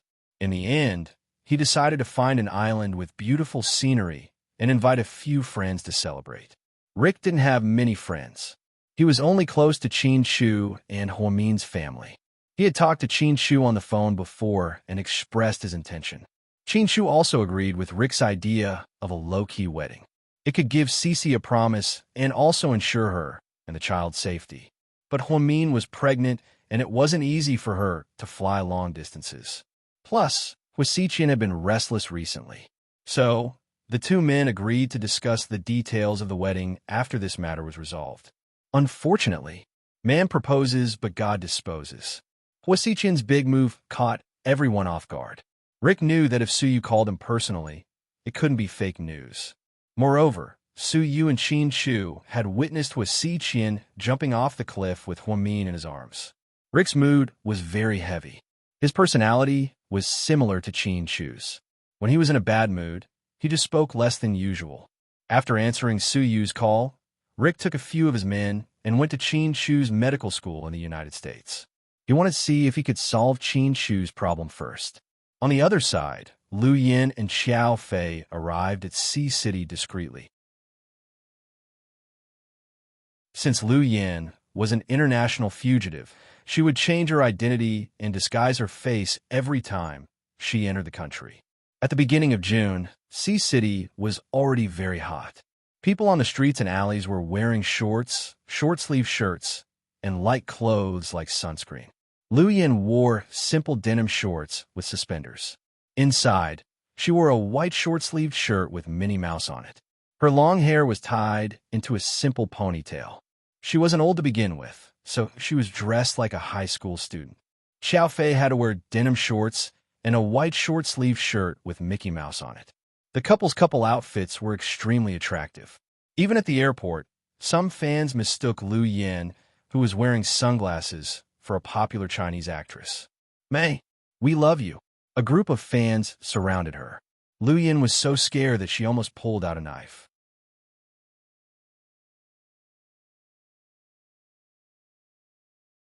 Chapter 2989. What are you doing? Seeing that Lu Yin was about to hit him, Xiao Fei was speechless. He grabbed Lu Yan's hand from behind her waist. Others would think they were a couple showing off their love. Before Lu Yin could say anything, she was drowned out by the enthusiastic shouts of the fans. Xiao Fei had been holding her hand, and they finally broke out of the encirclement. You got the wrong person. She's not a star, Xiao Fei explained. I don't believe you. Yeah, beauty. Take off your glasses and let us see. Your skin is so good. What makeup do you use? Tell us. Your new works are so beautiful. We want to buy tickets for you. I took my boyfriend to see them 3 times. Beauty, can you post more selfies on Weibo for us? Didn't you say you're single? Is the guy in a matching outfit your boyfriend? He's your agent, right? The fan shouts almost made Lu Yan's head explode. She swore that if they weren't in an airport, she would detonate a bunch of bombs and blow up all these brainless fans. At this moment, a young female star walked out of another VIP passage. Her agent and assistant carried her bag in front and her bodyguards behind her. It was a grand entrance. I think we've got the wrong person. That's the real deal. After a fan said that, a large group of fans immediately left and surrounded her. Flowers, presents, and cheers. It was simply Lu Yin had been flying around the world since she was a child. To be honest, even a Hollywood superstar wouldn't be like this. Sometimes, people in China were too willing to chase after stars and treat them as important. Lu Yin, on the other hand, was a person who lived on the edge of a knife and never interacted with stars, because they weren't the same kind of people. Fuck, I almost killed them. Seeing those people leave, Lu Yin finally breathed a sigh of relief. She stuffed a new Louis Vuitton travel bag into Xiao Fei's arms. Do you have to do this? They're just a bunch of kids chasing after stars. Xiao Fei chuckled, finding the scene ridiculous and amusing. The situation was so chaotic at that time. How would I know if there was an assassin who sneaked in to kill me? Well, it's good to be vigilant at all times.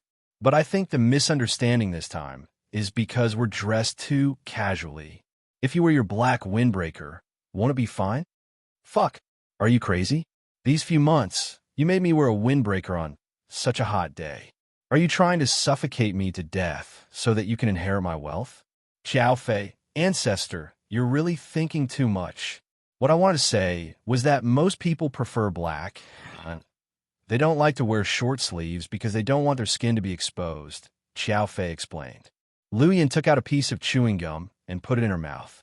She chewed it and blew bubbles as she replied, "That's because they're afraid that they'll be discovered by the enemy if they get hurt." Then, they'll lose more easily. Then why didn't you follow the rules? Xiao Fei looked at Lu Yin in puzzlement. That's because I can't get hurt at all. The people who can hurt me can basically kill me. Even if I wear a down jacket, it's useless. After a few seconds of silence, Xiao Fei replied, "You're indeed the most arrogant assassin in history." Wrong. I'm not an assassin. I'm a real mercenary. Lu Yin smiled smugly. Okay, mercenary queen, what are we going to do now? Kill people. Throwing out the words, Lu Yin stood up and walked away. Xiao Fei followed her closely.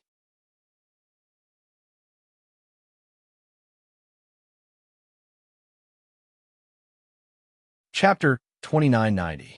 Like Lu Yin, Xiao Fei hadn't been to China many times and wasn't familiar with the city. When Lu Yin mentioned killing people, Xiao Fei thought she was just joking. Xiao Fei thought she would visit Qinshu first. Unfortunately, she didn't. In a narrow and dark alley, Lu Yin stepped on a man's neck.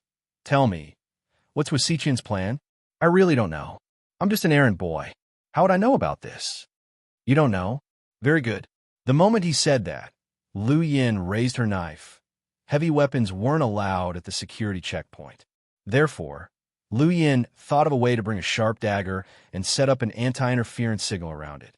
She even fooled the security checkpoint. This dagger had been with Lu Yin for many years. Although it didn't look special, it was made of special materials and could cut through iron like mud. Professor Lu gave it to her for her 12th birthday to protect her. He made it himself. Some special elements were added to it. Apparently, it was made of materials used in aviation, so it was invulnerable. After following Lu Yin for so many years, it had developed a strong bond with her. Whenever it was unsheathed, it would kill, leaving no one alive. Lu Yin was very good at using it. It was very compatible with the dagger. A cold light flashed, and a few seconds later, the man's head drooped and he died. Lu Yin looked at the information on her watch. These were the results of her subordinate's investigation. She knew where these Hua Xiqian remnants were hiding and where their homes were. Lu Yin arrived in Sea City in less than 3 hours. She killed 7 people. She was a professional killer.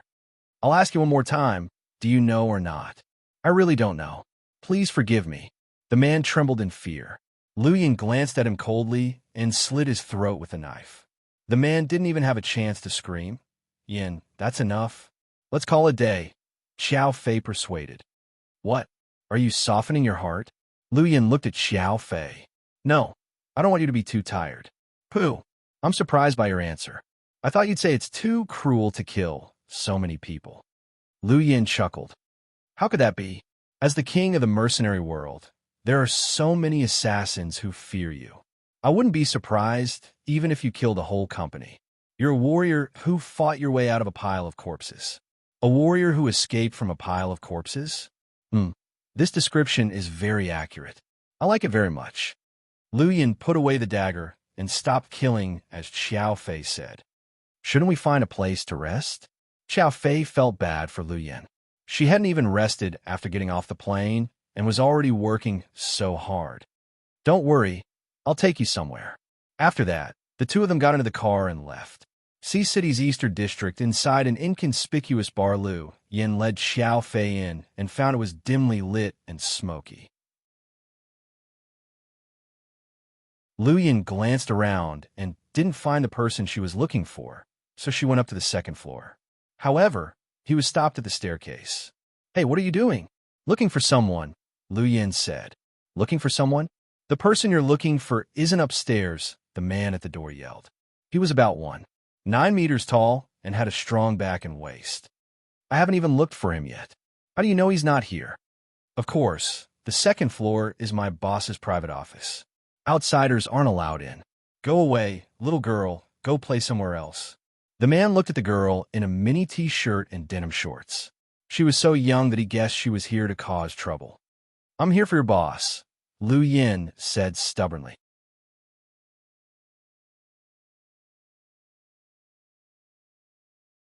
Chapter 2991. Looking for our boss. The man didn't believe her and repeated his question. Yes. Lu Yin was surprisingly patient, which was rare for her, because she felt that this blockhead was really interesting. Who are you to our boss? The man sized up Lu Yin from head to toe and thought curiously that he had never seen such a woman around his boss. She looked unfamiliar. I'm a very close friend of your boss. Nonsense. I've been with him for more than 2 months. How come I've never seen you? Lu Yin rubbed the tip of her nose, not knowing whether to laugh or cry. Little girl, this is not a place where you should be. Quickly take your pretty boy and leave. Little girl? Toy boy? Xiao Fei's face turned green when he heard the word toy boy. He swore that if Lu Yin wasn't here, he would have chopped this blockhead into pieces. TSK, you know what? You just picked up something. Lu Yin told him the secret of the shrine. What did I pick up? The big man was puzzled. You narrowly escaped death. You should be glad you're still alive. What are you talking about? Little girl, let me tell you, this isn't an ordinary bar. If you want to drink, go somewhere else. Don't come here. The big man pushed Lu Yin out impatiently. Before his hand could touch Lu Yin twisted his arm and dislocated it with a crack. The pain was indescribable. It was obvious from the big man's twisted expression. The big man's scream attracted the attention of the other thugs in the bar. They saw the commotion from afar and immediately ran over. Before they could reach Lu Yin, the man upstairs stopped them. Stop, all of you. Big brother. The thugs immediately greeted him respectfully. Hearing the commotion downstairs, Paul immediately came out to check. Seeing the commotion, he had to stop it. He remembered that his boss had told him not to cause trouble in China and to keep a low profile. Therefore, they rarely took the initiative to cause trouble. The bar was dimly lit, so they couldn't see the people downstairs. Paul walked downstairs in a black suit. At first, he looked cold and expressionless. When he saw Lu Yin, he was dumbfounded. Old? Old? Can't you speak properly? Lu Yin asked. Paul dropped to his knees with a thud. That's right, you didn't see it wrong. He was indeed kneeling on both knees to pay his respects. His subordinates were all dumbfounded. Their boss, who had always been cold and mysterious, was actually kneeling down to a little girl who looked like she was only 20 years old. Boss, when did you arrive? Why didn't you inform me? If I told you, would you be able to see such a fun scene today? Lu Yin said. When he heard that even his boss had to call this little girl boss, the blockhead was completely dumbfounded. Big brother, who is she? The blockhead asked curiously as Lu Yin twisted his arm. How dare you? Are you asking about the boss's identity? After saying that, Paul took out his gun and aimed it at the blockhead.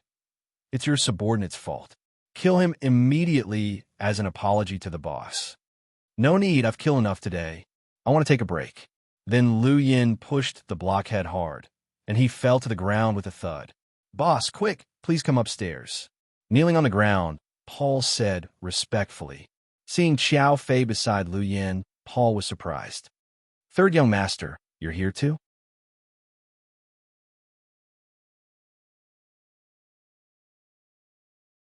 Chapter 2992. Xiao Fei nodded slightly and followed Lu Yin up the stairs. Paul didn't dare to stand up until the two bosses went upstairs. Boss, who is that girl? Why are you so afraid of her? One of his subordinates asked unwillingly. You better watch your tongue. If you dare to offend her again, I'll kill you. Paul glared at the man. His subordinates were so scared that they didn't dare to say anything. They knew how cruel Paul was. I'll only say it once. Remember, she's our god. Then, Paul turned around and went upstairs, leaving his subordinates dumbfounded. Paul was sent by Lu Yin to protect Huamin. He was a team under Lu Yin. Opening the bar was just a cover. The real purpose was to protect Huamin and his family. Some of the secret guards were sent out to protect Qin Chu at the hospital. Some were sent to investigate Huamin, and some were sent to track down Hua Xiqian's remaining members. So, Paul was the only one left in charge. Those who didn't recognize Huamian were all small fries and weren't worth mentioning. It was this team that called Lu Yan's watch and begged for death. Lu Yan's arrival made them tremble in fear. Because they failed to protect Huamin, Huamin fell off the cliff. They had been with Lu Yin for many years and knew how angry she was. After entering Paul's office, Lu Yin sat in her chair. Lu Yin sat down in the executive chair, leaned back heavily, and closed her eyes. Xiao Fei pulled a book off the shelf and sat on the sofa, reading it calmly without saying a word. The atmosphere was very strange. After Paul came in, he knelt down and apologized. Boss, I'm sorry. It's my fault. I couldn't protect Miss Hua. Lu Yin didn't say a word. Boss, you should punish me. They really did their best. I was careless. I thought that with Qin Chu and Su Yu, Missa would be fine. So, we were still a distance away from her and didn't have time to save her.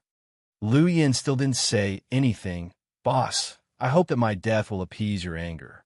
With that, Paul took out a pistol and pointed it at his own head. He gently pulled the trigger. Xiao Fei was puzzled, wondering why Lu Yin didn't react at all. He looked up at Lu Yin. Lu Yin was as calm as ever. Her eyes were closed as if she had fallen asleep. Finally, Paul seemed to have made up his mind and ruthlessly hooked him. Unfortunately, there was no gunshot. Surprised, he looked up at his gun and then at Lu Yin, who was standing not far away from him. Only then did Lu Yin slowly open her eyes. She had a few bullets in her hand. Are you looking for this? Lu Yin asked. Paul was speechless. He had been kneeling when Lu Yin walked past him and went upstairs in just a few seconds. She finally stole his bullets, but he didn't even know. The boss's skills were indeed terrifying. If she really wanted to kill him, she wouldn't have waited until now, right? Boss, Paul hesitated. My subordinates aren't cowards who only know how to seek death. I'm sorry, boss.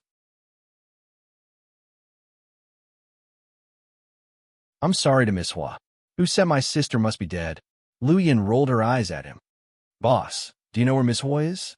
Is there a chance? Paul was pleasantly surprised.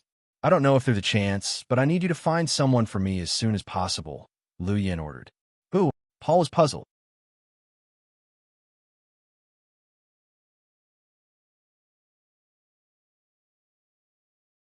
Chapter 2993. Yin Ruashi. Do you know her? Lu Yin asked slowly as she played with the globe on her desk. Yin Ruashi? Is she Mayor Yan's daughter? Yes. Okay, boss. I'll go get her now. Is half an hour enough? Lu Yin glanced at her watch and asked. Yes. Then Paul left like a gust of wind. He didn't even have time to say goodbye to Lu Yin. Are you sure half an hour is enough? Don't you always get stuck in traffic in China? Xiao Fei put down the book and asked Lu Yin. Stuck in traffic? That's their problem. I'm only responsible for giving orders. Lu Yin's unreasonableness was second to none in the world. Her point of view was, whatever task I give you, just do it. Don't tell me you can't finish it. She wouldn't listen to any of your explanations. Even if there was a traffic jam, you had to find a way to get her back. It was that simple. Okay, you win.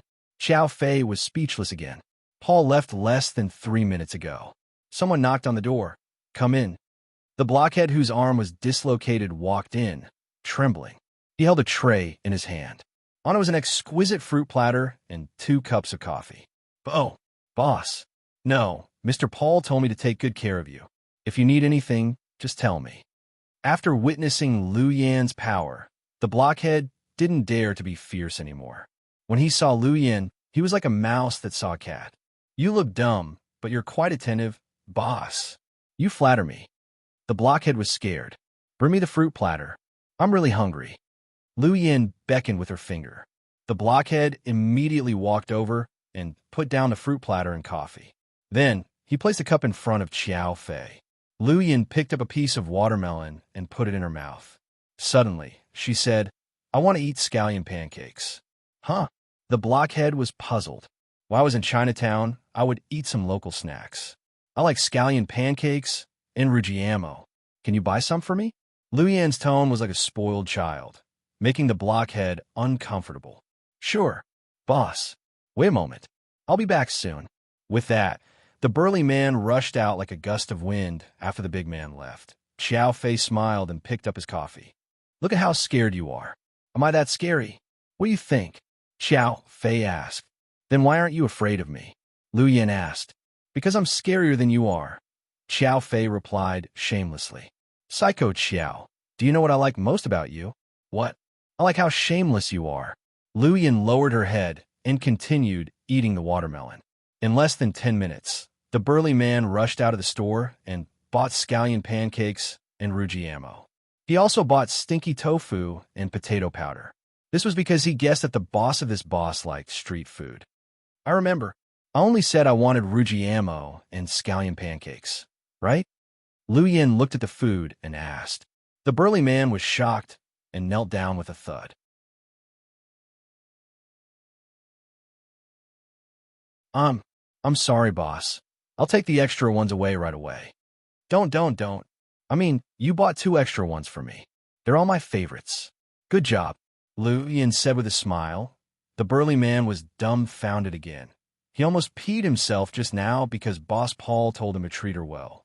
He had to serve this great aunt well. If he wasn't careful, he might lose his head. It wasn't a bluff. It was true. Lu Yin was famous in the mercenary world for being a murderous maniac. She never felt guilty about killing people. Because that was what she was supposed to do, she held the record for the most kills in the mercenary world. Once, she fought with a group of drug lords in Mexico. Lu Yin killed 57 people.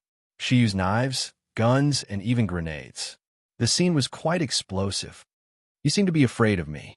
Lu Yin took a bite of the scallion pancake and looked up at the blockhead with a smile. Her smile scared the hell out of him.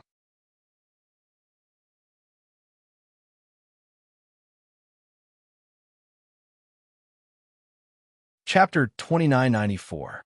No, the big guy stammered. So you're not afraid of me? Am I that weak? Lu Yin pursed her lips. No. Lu Yan's clever little brain spun the big guy in circles. making him feel what it was like to be in a life-and-death situation. Talking to Lu Yin was like talking to the Grim Reaper. His head could fall to the ground at any moment. Okay, Yin, are you done? Xiao Fei couldn't stand it anymore. Yes, Psycho Xiao. Do you want a bite? It's delicious. Lu Yin waved the scallion pancake in her hand. No, I'm not interested. Humph. You don't know how to enjoy life. The big guy looked at Lu Yin and asked meekly, Boss is boss. If there's nothing else, can I go out now? Sure.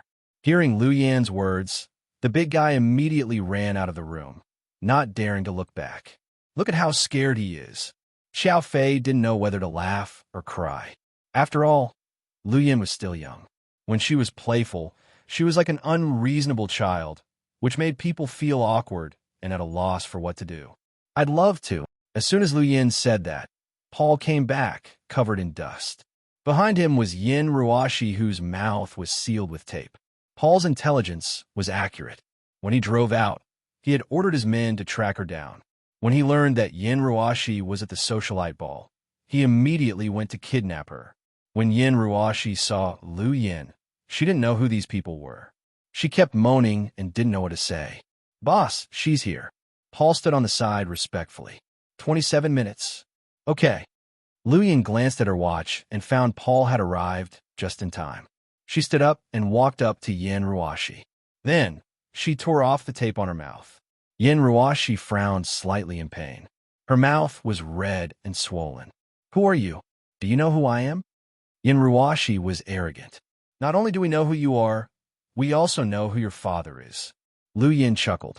Yin Ruashi was slightly startled at first, then glanced at her. Since you know, why don't you let me go? If my father finds out, you'll be dead. Hee hee. Do you really need to show off your father's small rank? I even beat up the president's girl. You?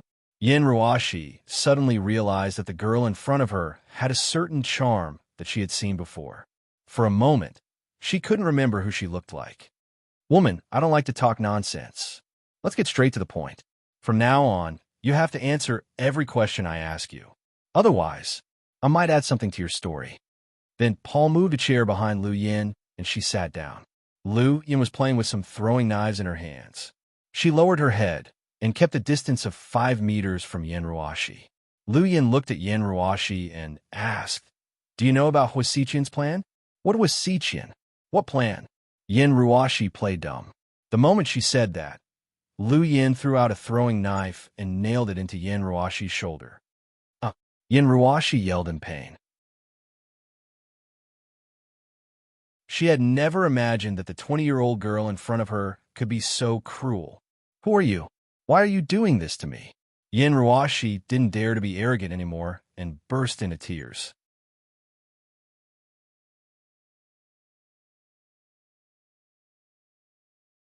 Chapter 2995. Second question. Is Huasiqian really dead? I don't know. I really don't know. He won't tell me anything. Yin Ruashi shook her head in tears. With a swoosh, Lu Yin's throwing knife pierced in her left calf. Yin Ruashi was driven crazy by the pain. Please don't kill me. How much money do you want? My daddy has it. Yin Ruashi usually looked feisty, but she had princess syndrome. She always talked about money as if her family was the richest in the world. Money? No, I'm not interested in it at all. I've done more business than your daddy in his lifetime. I advise you to tell the truth. I really don't know. Yin Ruashi broke down and cried. Third question. When did Huasiqian start planning this plan? Lu Yin asked. Yin Ruashi didn't dare to say she didn't know anymore because she saw the throwing knife in Lu Yin's hand was ready to strike. If this went on, sooner or later, she would have many bloody holes in her body. If she told the truth, she might be able to survive. So this time, Yin Ruashi learned her lesson. Huasiqian's plan must have been planned for many years. But the real execution started from our fake wedding. Good. You finally said something useful. Lu Yin nodded in satisfaction and glanced at Yin Ruashi. Continue. I'll tell you everything I know. Please don't kill me, okay? Yin Ruashi cried and begged for mercy. Tell me first. Lu Yin's voice was soft, but anyone who heard it would be scared. I've been working for Huasiqian for many years, but he didn't let me know many things. I really don't know much. I only know that Huasiqian really likes Huamin. He likes Huamin so much that he wants to get Huamin to stay by his side. He must have a big plan, but I really don't know what it is. He said that marrying me was just a cover. I thought he would do it on the wedding day, but he didn't. Later, I moved to my own house and lived separately from him. He didn't look for me. I think he must be busy with his plan. Later, after Huasiqian's accident, one of his former subordinates sold the information to me for 200,000 yuan. He said he died and jumped off a cliff with Huamin in his arms. That's all I know. Hearing this, Lu Yin was silent. Oh, I know that he has a split personality. Split personality? Lu Yin looked up. Yeah, he has a split personality and has been taking a psychotropic drug for a long time.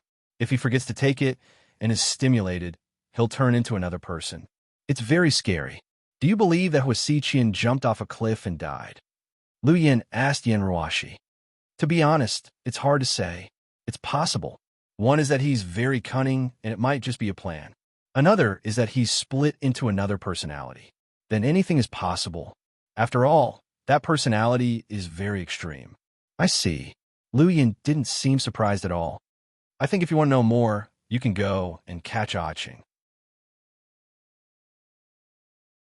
He's Huasiqian's most trusted subordinate, Yen Ruashi said. I don't need you to teach me that. Lu Yin rolled her eyes at this woman. Boss, what should we do now?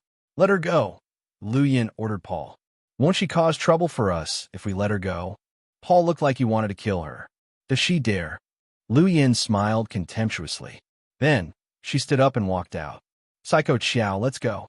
Boss, I prepared a place for you to stay. No, I have more important things to do now. Then, Lu Yin went downstairs in a dashing manner.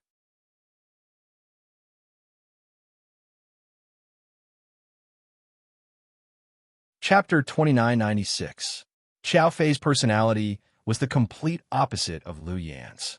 He was a man of few words and would do whatever you said. He could even help you at a critical moment. Lu Yin was used to being alone. Now that Qiao Fei was with her, she was used to following him around like a shadow. Before they left, Qiao Fei knew it would be cold outside, so he went into a branded clothing store and bought a black suit for Lu Yin without saying a word. When Lu Yin turned around, he put the suit on her. Damn, you're so fast. It was hard to imagine that someone could buy a suit worth tens of thousands of yuan in less than 2 minutes. Only Qiao Fei could do this. It's cold here at night, Qiao Fei said. I'm not even afraid of death. Why would I be afraid of catching a cold? Lu Yin chuckled. You're not afraid, but I am. Then, Qiao Fei walked forward without a change in his expression, ignoring Lu Yin. But hearing his words, Lu Yin felt warm in her heart. For so many years, other than her dad and sister, Qiao Fei was the only person who treated her the best. Although her dad and sister were her closest relatives, they spent very little time with her. On the other hand, Psycho Qiao had been with her since they eloped in Russia. Although nothing had happened between them, they had grown attached to each other after spending so much time together. Lu Yin and Qiao Fei were both decisive people. So, they left the bar and went to Southside. Paul, that fellow was very sensible. He had prepared a supercar for his master. So, in less than 15 minutes, Lu Yin arrived at the military hospital. The military hospital had strict security. Usually, when people came to see Qin Shu, they were let in by Su Yu.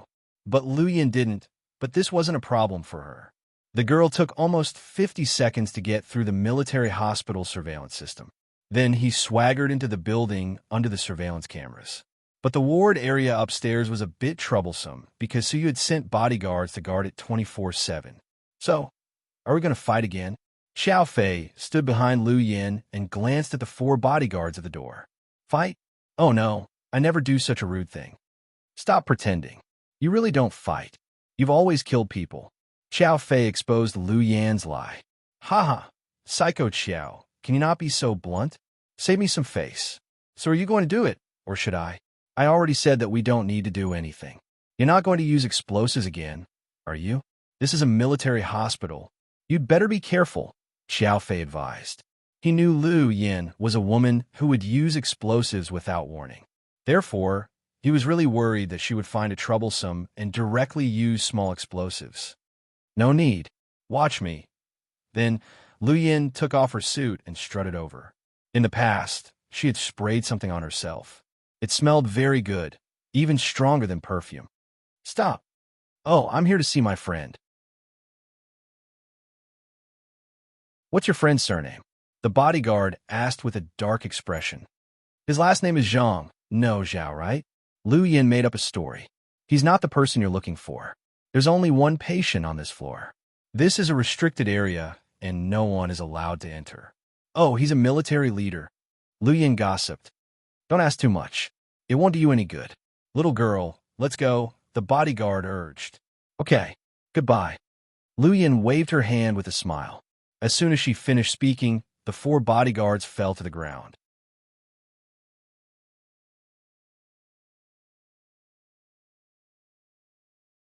Chapter 2997. Done. Lu Yin clapped her hands. Xiao Fei was no longer curious about Lu Yan's eccentricities. He didn't know where she got all kinds of poisons, drugs, and bombs. He heard that a drug manufacturing base once offered Lu Yin 10 billion yuan to join them. They wanted her to be a master pharmacist, but she refused. She said that a girl who didn't want to be a top mercenary wasn't a girl with dreams. Later, when those people failed to recruit her, they felt humiliated and began to hunt her down. Lu Yin played a cat and mouse game with them for half a year. In the end, she ran to their headquarters impatiently and blew them up like a ticking time bomb. From then on, not many people dared to mess with Lu Yin. Because of the professor's relationship, the United States federal government turned a blind eye to this matter and did not thoroughly investigate it. Other than Ian and the other aliens, Lu Yin was the queen of this world. After knocking out the 4 bodyguards with her homemade drugs, Lu Yin asked Xiao Fei to drag them to the hospital warehouse across the street. The 2 of them entered Qin Shu's intensive care unit and locked the door. Lu Yin slowly approached the man on the bed. She had mixed feelings. After all, he was the man her sister loved deeply. He was also Xiao Fei's benefactor who once performed surgery on him in Russia. Brother-in-law's condition makes me sad. Maybe he cares about Sister Mian too much. Lu Yin sat on the chair and turned on the Bluetooth on her watch. She cracked the password and connected to the hospital's database. Then, she easily pulled up Qin Shu's diagnosis data from the hospital's database. After reading it, Lu Yin fell silent. What's wrong? Xiao Fei saw something wrong with her. Psycho Xiao, we're in trouble. Since you're talking about trouble, it seems like it's a difficult thing to deal with, Xiao Fei said. My brother-in-law's condition is manageable. The toxins in his body are hard to remove. He made his own medicine, and he's unconscious. No one knows the ingredients. I don't have much talent in medicine, unlike my sister. She inherited my mother's genes, so she's much better than me. But now she's in trouble. Lu Yin analyzed the current situation. So what should we do now? Should we help brother-in-law wake up first, or should we look for sister's whereabouts? Xiao Fei asked. Let brother-in-law wake up first, because his life will be in danger if this drags on. Are you going to take him away? Xiao Fei knew from Lu Yan's tone that there was no cure for Qin Shu in China. Therefore, they guessed that Lu Yin would take Qin Shu away without anyone noticing. No, brother-in-law can't take it anymore. I'll ask my father to come over. Professor? Xiao Fei was surprised. Other than him, I don't think anyone else can cure brother-in-law. Lu Yin said with certainty. But can the professor come out? Xiao Fei had always known the professor's situation, so he was still a little uncertain. Of course, I will find a way. At this time, the doctor and nurse came to check on the ward. He found it strange that he didn't see any bodyguards at the door. When he opened the door of the ward, he found that it was locked from the inside. It was even more strange. Who's inside? Asked the doctor outside. Lu Yin pulled Xiao Fei open the window and jumped down from the building. Then used the rope to leave. When the doctor came in, he found the window was open and there were signs that someone had come in. He was terrified. Immediately, he called Su Yu. When Su Yu picked up the phone, he was having dinner with the twins. What's up? Young Master Su, bad news. A stranger broke into Mr. Qin's room, and your bodyguards are missing. What did you say? Furious, Suyu stood up with a whoosh.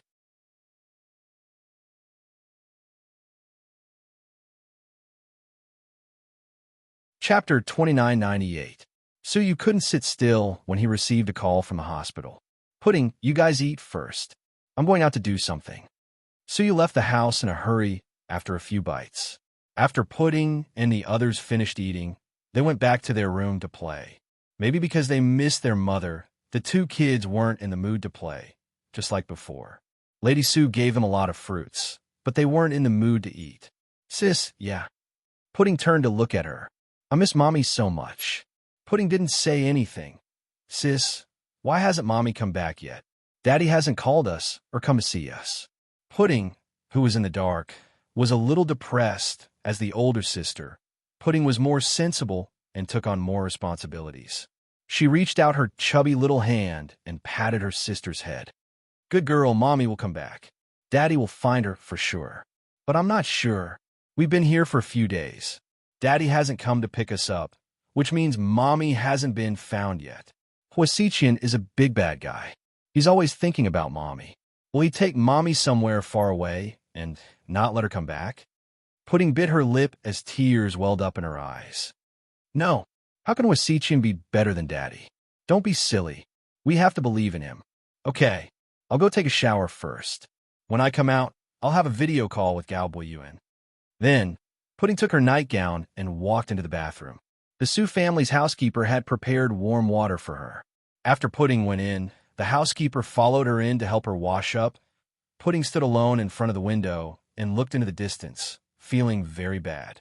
Suyu had been leaving early and coming home late recently, so Pudding didn't know what to ask.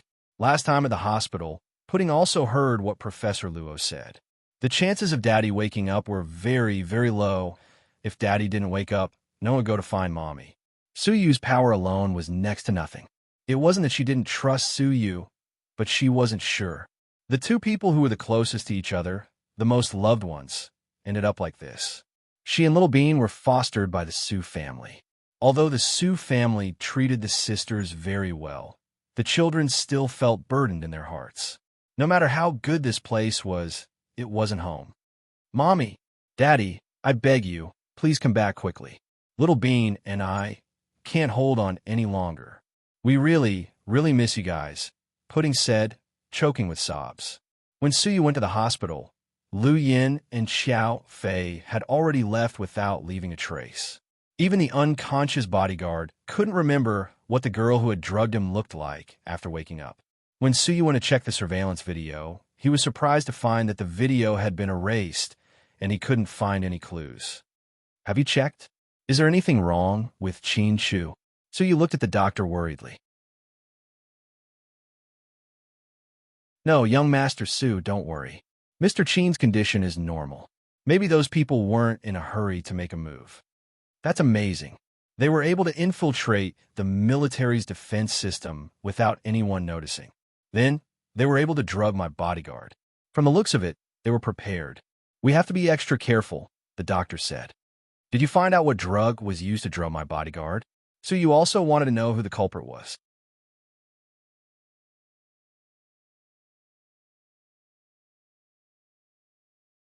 Chapter 2999. Not yet. I just did a preliminary analysis. I've never seen or heard of this kind of composition before. The doctor answered shamefully. So you put his hand on his forehead, feeling very troubled. Qin Chu's condition and Huamin's lack of news were already torturous enough. Now, someone was trying to hit on Qin Chu. It was simply at the Su family mansion. After showering, the twins were listening to music and reading in bed. They were very obedient. Little Bean was video chatting with Gao Boyuan, but she fell asleep in the middle of the conversation.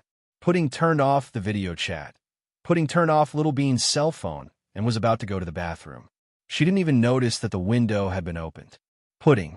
A very soft voice startled Pudding. Do you still remember me? Lu Yin sat on the windowsill and smiled coolly. Auntie, Pudding's memory was amazing, so she immediately remembered Lu Yin when she saw her. Mommy said she was very close to her auntie. Many of her and her sister's expensive jewelry were bought by her auntie. Good girl, come and hug me. Lu Yin opened her arms, and Pudding rushed over and hugged Lu Yin tightly. Strangely, she spent very little time with Lu Yin. She couldn't compare with Qin Ning, let alone Jiang Xiaowei and Zhu Lingling. However, when she saw Lu Yin, she felt an inexplicable closeness to her, as if she had known her for a long time. Auntie, Pudding's voice trembled when she called Lu Yin's name. Lu Yin lifted the child's chin and saw she was crying. Why are you crying? Are you not happy to see me? No, I'm happy to see you. Are you crying tears of joy? Lu Yin chuckled. Annie, do you know, you have a very special smell. It's very similar to my mommy's, Pudding said slowly. To be honest, Pudding's words hurt Lu Yin's heart. Pudding, I know what happened to your mommy. Annie came back this time because of this. Auntie, Mommy said, you're very, very good. Really? Did your mommy say that about me? Pudding nodded vigorously. Mommy said that Annie is very outstanding. You can do anything. Nothing can stop you. Yes, so Annie said that she would definitely help you find your mommy and save your daddy. Do you believe her? I do. Pudding nodded happily. Where's Little Bean? Why did she fall asleep so early? Lu Yin jumped off the windowsill with Little Bean in her arms and landed without making a sound. It was obvious that he was skilled. Yeah, she's been in a bad mood for the past 2 days. Maybe she misses Mommy and Daddy a lot. I've been keeping it from her, so she doesn't know the details. Good job. You're good at taking care of your sister. Lu Yin gave Pudding a thumbs up. Lu Yin walked up to Little Bean, lowered her head, and gently kissed her forehead. My little piggy looks exactly like your elder sister. 2 little cuties. To be honest, Lu Yin's feelings for Huamin and the twins were deeper than anyone could imagine. The Su family's defense was very strong, but Lu Yin still broke through it. Xiao Fei was waiting outside and didn't come in. Because of her special status, she couldn't talk to Su Yu directly and could only see the kids in private. Pudding, Annie has good news for you. What good news? Do you want to see your grandpa? Lu Yin asked. Grandpa? Pudding suddenly remembered the old man she saw in Yu. Yes. Mommy told her that he was her grandpa. It was amazing. Didn't this grandma's husband die? Mommy didn't say much, so Pudding didn't dare to ask. Yes. Then let's call him and ask him to come back and save your daddy, okay? Lu Yin pointed at the smartwatch on her wrist and looked at Pudding lovingly.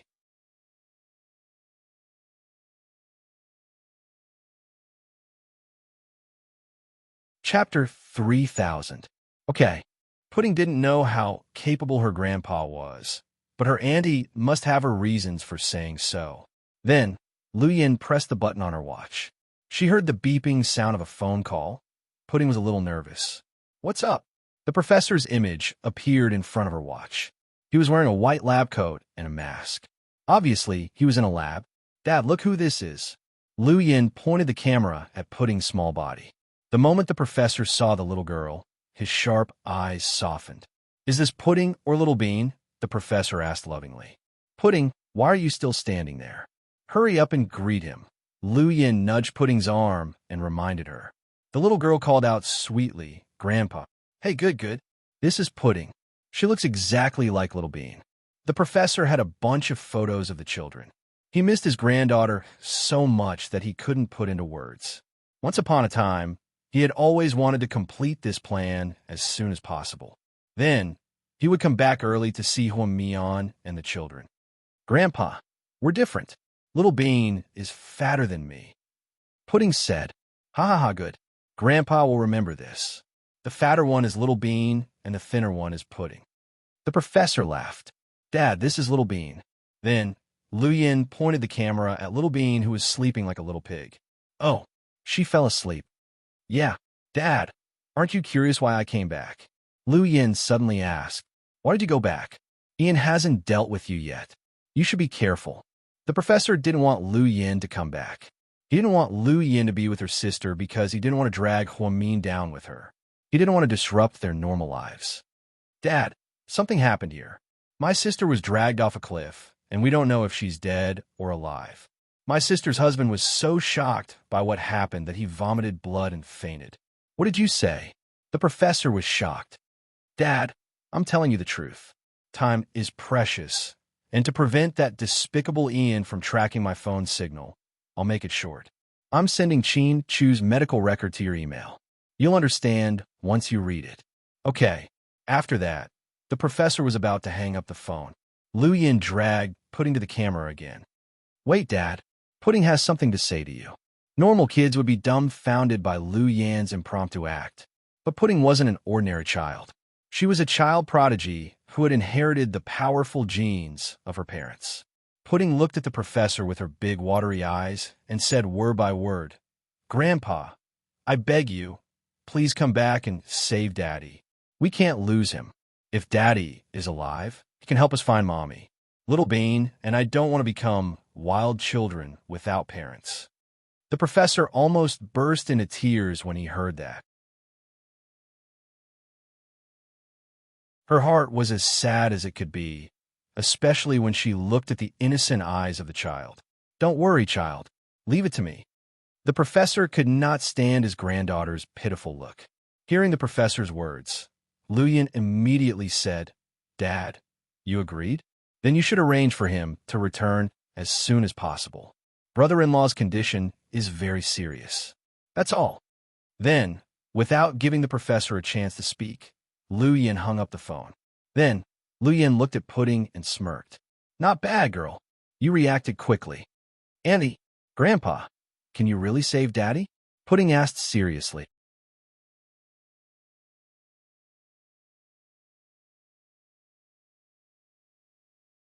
Chapter 3001. Of course, I'm not bragging, but your grandpa's medical skills are unparalleled in the world. There's no one he can't save. Then, Lu Yin added in a low voice, "Except for your grandma." "What did you say, Annie?" Pudding didn't hear her clearly. "Oh, nothing. I said, since your grandpa promised you, he'll be back soon. With him here, don't worry." "That's great, Andy." Pudding held Lu Yan's hand excitedly. At this moment, Lady Sue's voice came from outside the door. "Pudding, are you asleep?" "Grandma Sue, what's up?" Pudding immediately replied, "I made you a bowl of pear soup with rock sugar. You've been coughing lately. Okay, I'll open the door for you right away." Hearing Pudding's words, Lu Yin reached out to touch her face. "Go ahead. I'll leave now." "Auntie, when will you come back?" I'm not sure." "Auntie, can you come and see me often? I'm happy to see you when Mommy isn't here." Pudding held Lu Yan's hand reluctantly. "Okay, I promise I'll come and see you and Little Bean again. Don't tell anyone about what happened today, including Grandpa. Got it?" "Okay, I got it." "Good girl. I'll leave now. Close the window." Then Pudding saw Lu Yin jump onto the windowsill and jump down from the building without hesitation. Although it wasn't very high, was it okay for her to do that? It was like a stunt in a movie. If Little Bean saw it, she would think it was Spider-Man. After Lu Yin left, Pudding went to open the door for Lady Sue. After Su Yu finished his treatment at the hospital, he received a call from Gao Ran before he went home. Then he went directly to the Municipal Public Security Bureau. Ever since Chin Chu and his wife's accident, Gao Ran hadn't had a good night's sleep. He had been in charge of the Municipal Public Security Bureau. "Chief, Mr. Su is here." The policeman brought Su Yu to Gao Ran's office. "Lord Su, I heard that something happened at the hospital?" Gao Ran asked. "Yeah, someone snuck into Chin Chu's room and drugged my bodyguard without anyone noticing. So powerful. Who has such great ability?" Gao Ran was also curious. "What's the situation on your side?" So you looked at Gao Ran. "Oh, right. I want to ask you something. Did you torture and kill Hua Min's subordinates because you wanted to interrogate Hua Xiqian about his whereabouts?" "Torture?" So he was a little confused. Gao Ran took out some photos of the victims. They were all bloody and threw them directly on the table. "Look at these." So you picked it up and looked at it. He frowned slightly. "I didn't do this. I don't think it's you either because it's very cruel. They all slit the throat. That is to say, in addition to us, someone else is catching Hua Xiqian subordinates and has killed 7 people in a row in one day." "When did this happen?" So you was shocked. "It happened tonight. The last victim died less than 5 hours ago. Could it be it has something to do with the person who snuck into Chin Chu's ward?" So you pondered. "Now we don't know the identity of the other party and what their purpose is. It seems that we have to be more careful. Gaoran said. Gaoran, can you contact Acheng? You're looking for him? Yes. There must be a reason why Qin Chu trusts him so much. I want to see him and ask him about some details. Suyu didn't want to let go of any information about Huamin. I'll try. After the incident, that kid went into hiding. However, Qin Chu has arranged a place for his child to recuperate, so I should be able to find him. Suyu nodded and turned to leave. Gao Ran asked behind him, Lord Su, have you thought about what you would do if Huamin really died?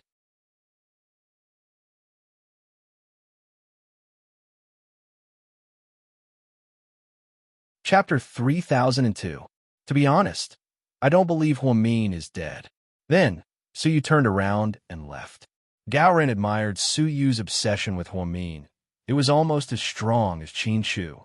Thinking of Qin Chu, who was still in the ICU, Gaoran felt bad. After leaving the Su family, Lu Yin and Xiao Fei walked back. When they passed by a night market pedestrian street, they directly stopped the supercar at the side. Psycho Xiao, are you hungry? ? Xiao Fei looked at her, confused. Do you want to have a midnight snack with me? Lu Yin smiled. You're still in a mood for a midnight snack? It seems there's progress. Xiao Fei knew Lu Yin well. Smart. You can't figure out what's going on. Is the professor coming back? Xiao Fei asked slowly. Fuck.